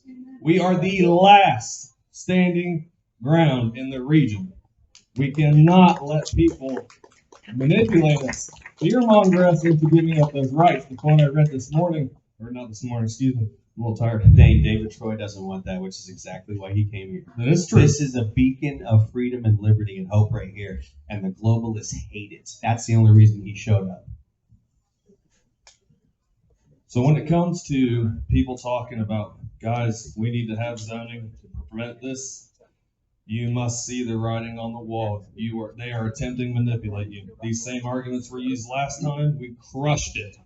If it happens again, we'll crush it again. But I think we can avoid it as a community. Because my last point on this is after all of that happened, what happened, we had a commissioner step up and a couple commissioners back him. It was called a listening to the people bill. They did what the government was supposed to do. They listened to their rural community, the people, the constituents they represent. And they went out of their way to write the listening to the people bill that stated, we as a county in a constitutional sanctuary with no restrictions, we will never, ever again even consider applying zoning or restrictions to this land. The case is closed. We don't need to talk about it. We've had it for 100 years. We'll keep it for the next 100. We've thrived. So. I'll be real quick. Get down. Sacha, this is a question for you. I've heard you talk about healing and regenesis centers. Now, I'm just a good old country boy since I moved down here. We've been from Maryland. Yeah. And right now we're connected to you at your property. Could you explain what a healing and regenesis center is and what that looks like? Is that a structure? Is it a teepee? Is it straw hut?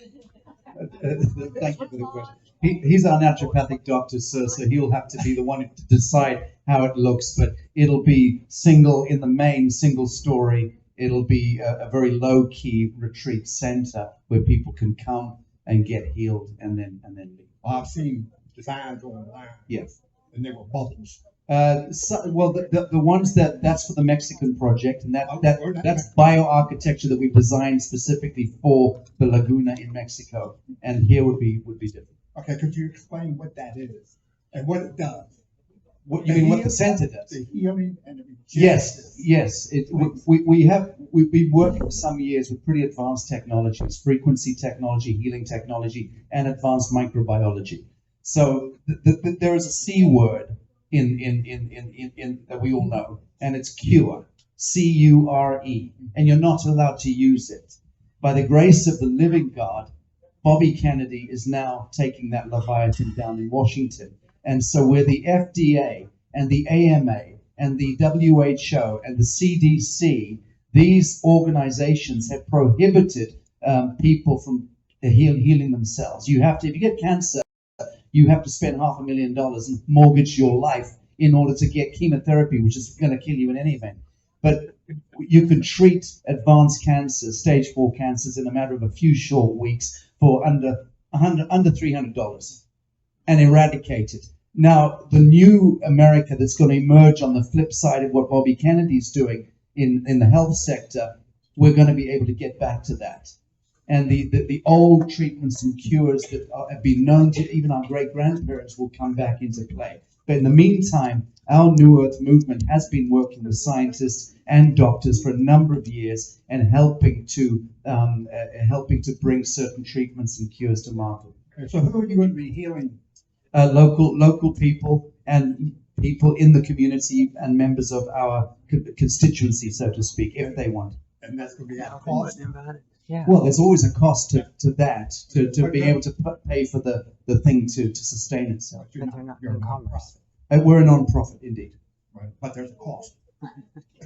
There's a cost to everything in that sense, which is why we rely on a fellowship of good humans connected to our diocese in that sense. And that's where this misunderstanding about us being anti-government comes from. No, we're not anti-anything. We're not going to war with anyone.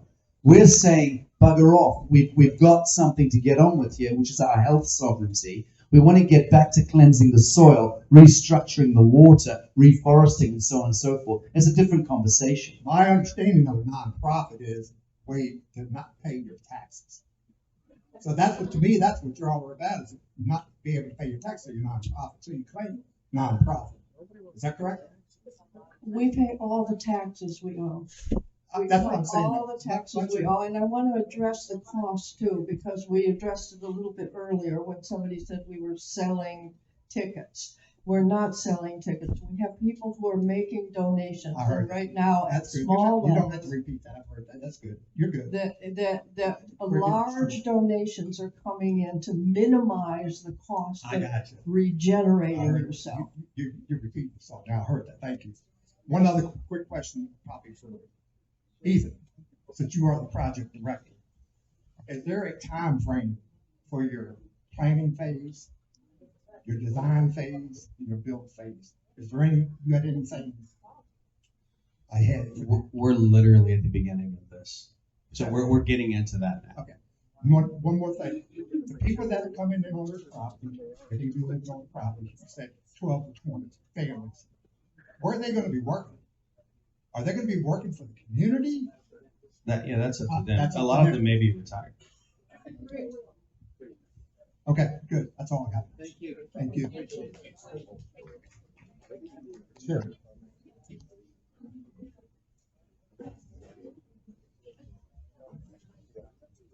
Well, hello. Hi. Down. Hey, you're gonna have to your microphone. Yeah, it's gonna be better. Well, no, you're actually might make it worse that way. It's see when the microphone's pointing at the speaker. That's yeah. But I mean, you can face us if you want. Just keep the microphone. Yeah. It's tricky business. Hi. The gentleman before me asked one of the questions that I had, and so I just sat back there and said I have to come up with some more. I have very limited information about you, but I believe I know a lot of your friends. My name is Kayla. I'm originally from Nevada. I moved from Idaho, and you have a huge following there. I remember I went to an event at a church, and the Patriot Street Fighter was there. Scott McKay. Scott McKay, He'll be yeah. here with you, right? Lee Dundas was there. It was an amazing event, a lot of great people, a lot of friends that I have. I actually have a really good friend who's a sovereign citizen. That's what she calls herself. Citizens, but Yeah, but a different. oh yeah, there's a lot of belligerents running around out there saying that. But. If you cannot interrupt me, I'm not particularly fond of you. Sorry, I I was think just. you're, just stop. That would be great. So I do have a really close friend who would, she made it her business to educate me about birth certificates. When I had my baby in Idaho, she said, once you get her marked, and she does not believe in having a driver's license. And so these are my personal experiences. Sorry, I'm out of breath. I want to tell you a little bit about who I am. I think it's good for you to know my background and why I moved here, because I moved to Tennessee for healing. I was in politics in Idaho. I was a political activist. When my husband was threatened with the loss of his job and he had to wear a badge because he would not vaccinate, I led the largest movement in Idaho, Stop the Mandate movement in Idaho. And I rallied thousands of workers, healthcare workers on the front line. My last name is Dunn. You should look me up. I've been on Fox News. I've been on Newsmax. I was also a state director for a parental rights group. We got I'm very right-wing. So I tell everyone I'm the blackest right-wing person you're gonna meet. I'm more right-wing, I'm more of a right-winger than my white husband. And so we got a lot of parents rallied against things like pornography in schools. There were some school districts there that were presenting pornography in schools, and we rallied a lot of people. We educated them. we showed them how to fight for the right. So I am a patriot through and through. There are so many amazing things that I have been able to accomplish with the help of the Lord Jesus Christ, Yeshua of Nazareth, who died on the cross for my sins, and we're going to talk about that in just a moment, and my wonderful husband who's here with me. I moved to Tennessee because I found myself getting sick in Idaho.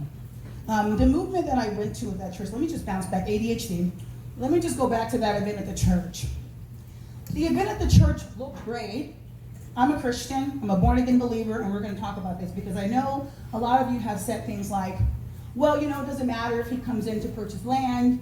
Did you ask your neighbor what religion they were before they purchased land? No, we did not.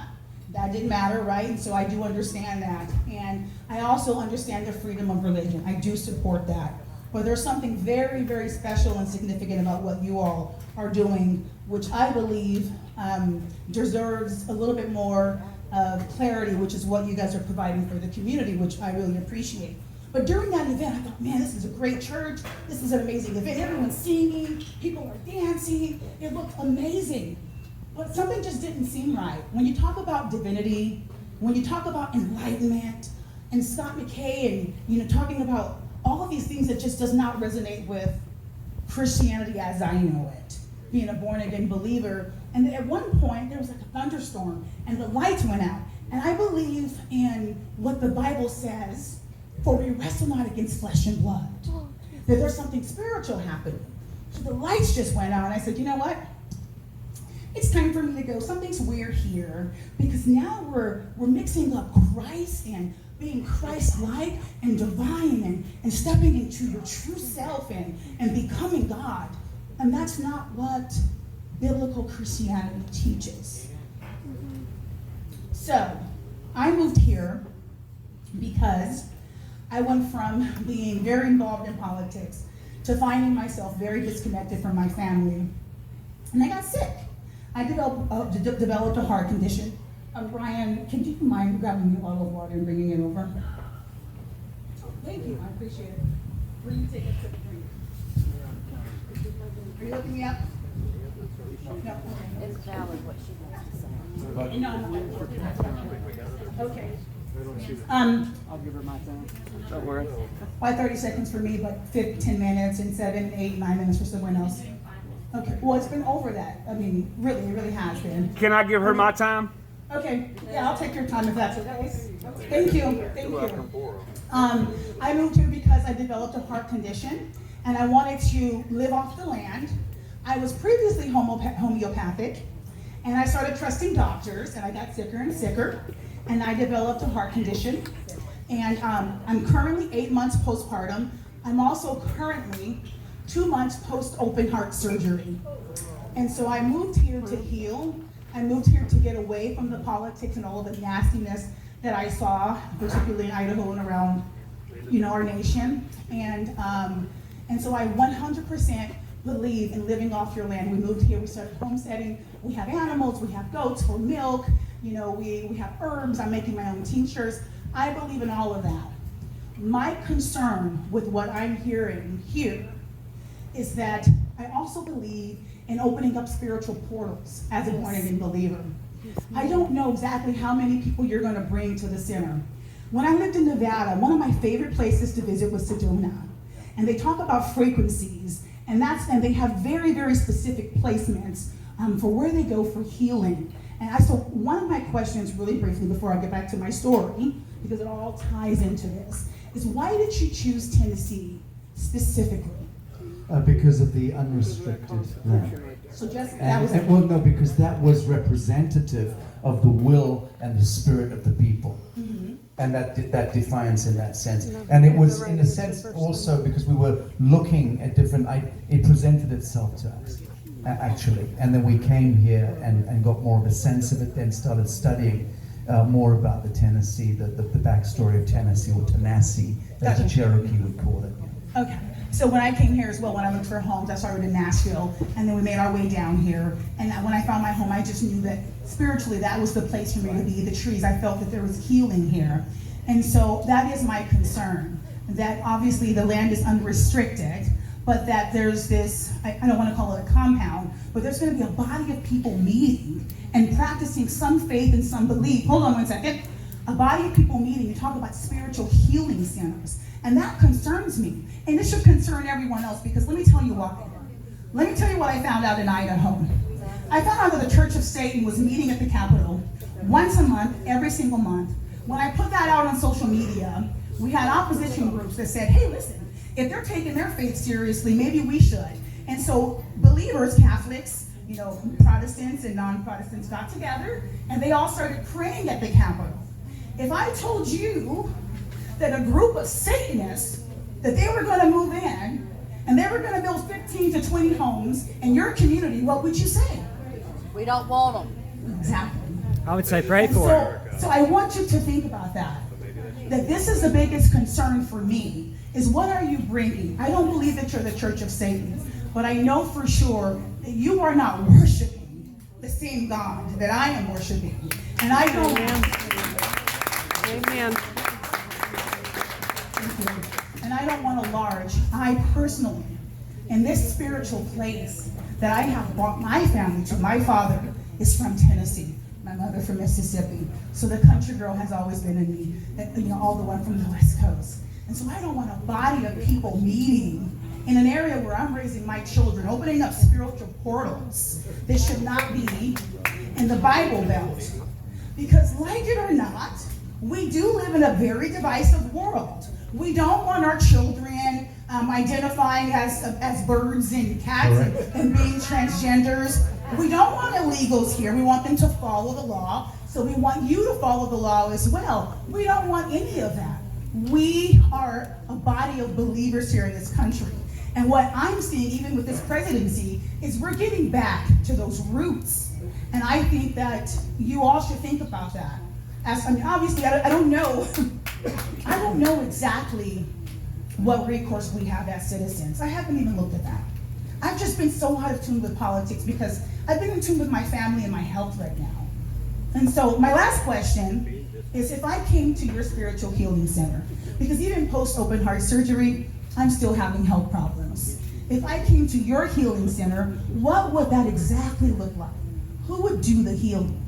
Oh, well, naturopathic doctor is right here. So we're talking about clinical healing. We're not talking about spiritual healing. We're not talking about that. We'll leave that to people who do that. We don't do that. So it's not that. Is there a spiritual component? No. There to is your facility? no. Only in as much as each human being should be revered as being a child of God. Simply put. And I was very sad to hear you say, which was very, I don't know if you meant it, but it was a very pejorative thing for you to say that I do not share the same God as you do, and you seem very defiant about that. I'm sad to hear that, because I only understand the one God Almighty.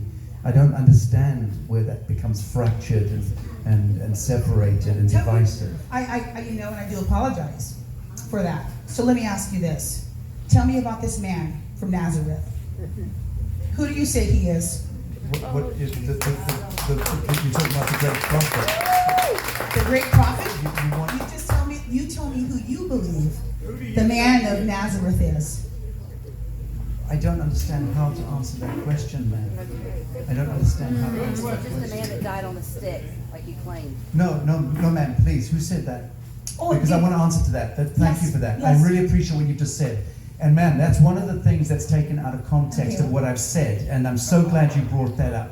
So what I was saying was that the problem that we've got is a great many believers in the faith have become idolaters, and they're not living the living gospel. They're not embodying or enacting the living gospel. Sacha, And I was Sacha, sorry. Yes. this is my time right now. She had her time. Oh, I thought they're, you asked me a they're, question. they're telling me to get off the mic. I look forward to some more conversations with you. Actually, I'd like to talk to you about some of the friends that I have. I'm sure you know all of them. But I do have some more questions. They are being very aggressive and telling me that I am talking way too much. And that is okay. That is okay. We all stand for the same thing here, and we're all fighting for the same thing, so that's okay. Anyways, I want to have a one-on-one conversation with you about that man called Jesus Yeshua of Nazareth. who died for my sins, and he died for yours too. This is very important to our country right now. Yes. This is very important. He said, I did not come to bring peace, but I came to bring division. And that's what we're living. We're living in those times right now where you have to pick a side. You have to pick a side. And you should also know if you're going to be going to heaven. That is very important. That is my time. You're welcome to ask me questions after this. Thank you so much for doubling my time. Yes, certainly. We have rules of decorum. That's just part of the event that we're doing. So please, when you come up here to speak, please respect everybody else and allow yourself to speak for the time, then hand it off to the next citizen who's here to speak. Thank you. I have comments to make, and I have 2 points. The first point, medical science is not evil. I have 6 siblings. After my youngest brother was born, 3 months later, my dad had an iliac artery that ruptured. He had dozens of seizures, and everyone thought he was going to die. He went to the hospital, the ambulance came from the hospital, everyone thought he was going to die. Doctor said he's not going to live through the night. And my mom said, okay, well, what if he lives through the night? Then what's his chance? The doctor was like, oh, maybe like 0.003. And, they got a whole group together, they prayed to Jesus, who is God, and guess what? He lived through the night. He kept living. The doctors took amazing care of him. He got moved to a rehab facility in Atlanta. And guess what? They said, oh, you're not going to recover. You might, you'll live, but you're not going to be able to walk. You're not going to be able to talk. You're not going to be able to do this. My family prayed. We prayed to Jesus.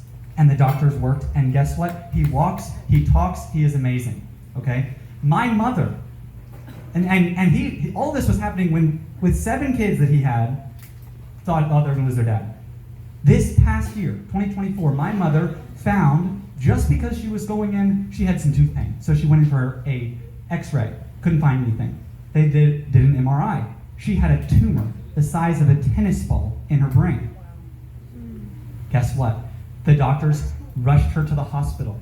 The doctors worked on her. We prayed. She's not going to make it through the night.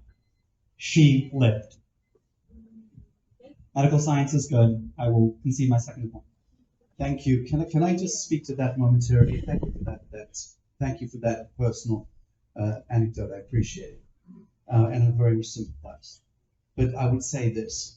What caused that tumor in the first place? Invariably, it was based on a vaccine issue or a synthetic molecule issue. Glyphosates in the food, fluorides in the water, barium, strontium, phosphates. The problem is chemical poisoning of humanity has brought about these conditions that we're now all afflicted with them.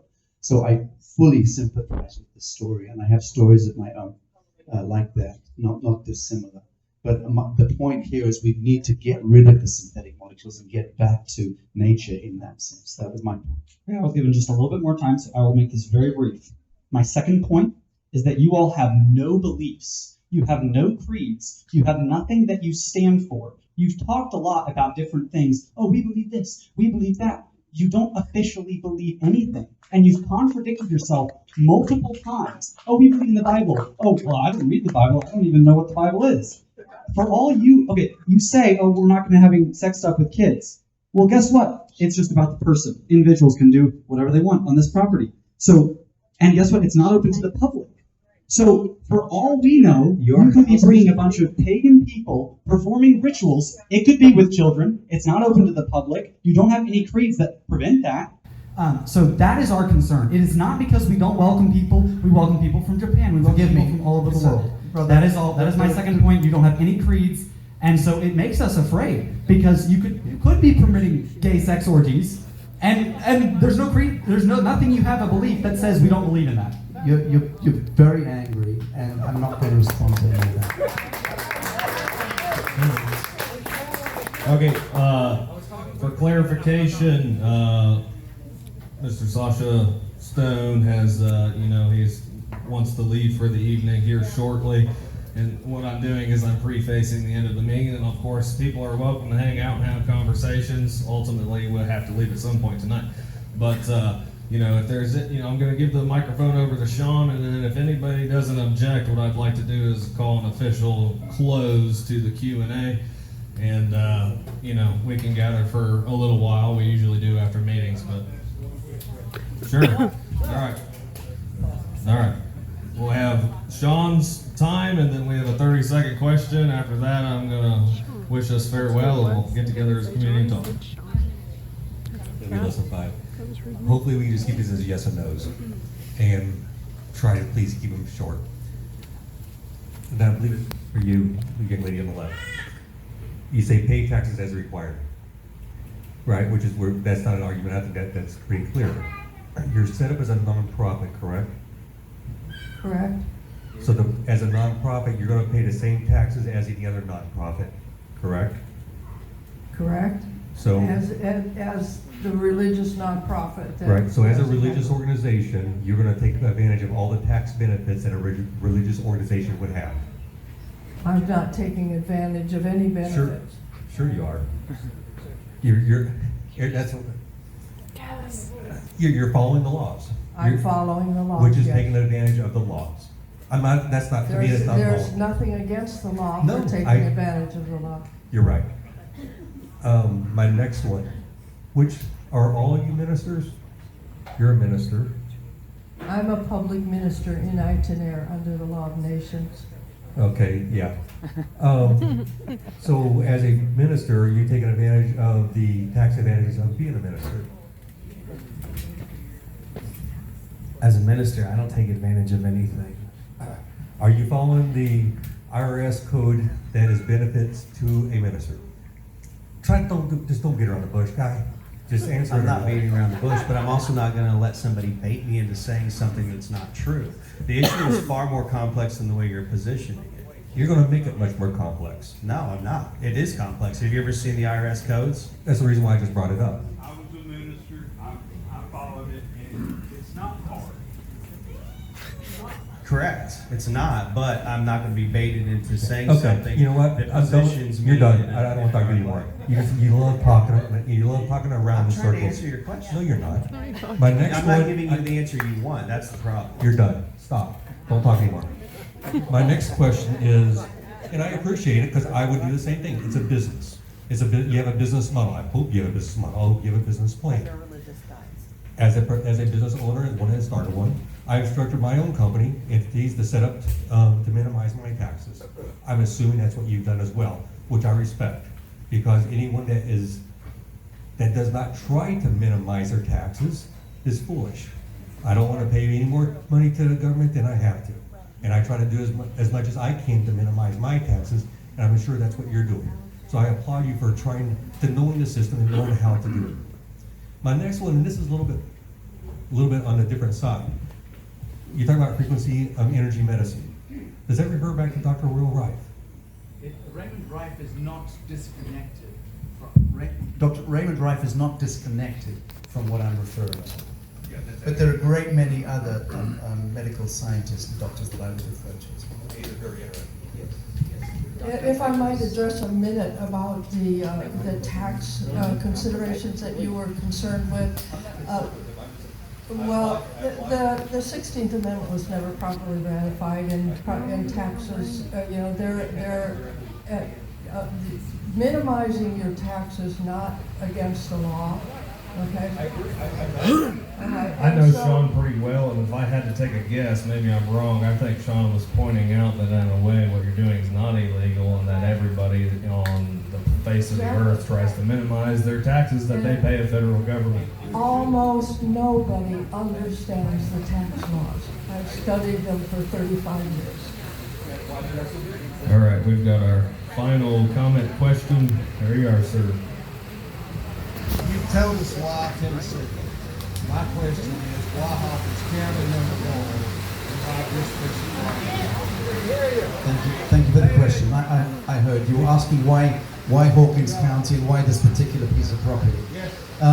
Because our wonderful scout found the land, was looking at different options, and a number of options were put forward in front of the team, and we settled on this one. But there were a number of options. Yes. Thank you. Appreciate the question. Okay, thank you everyone for coming. We really appreciate you coming and keeping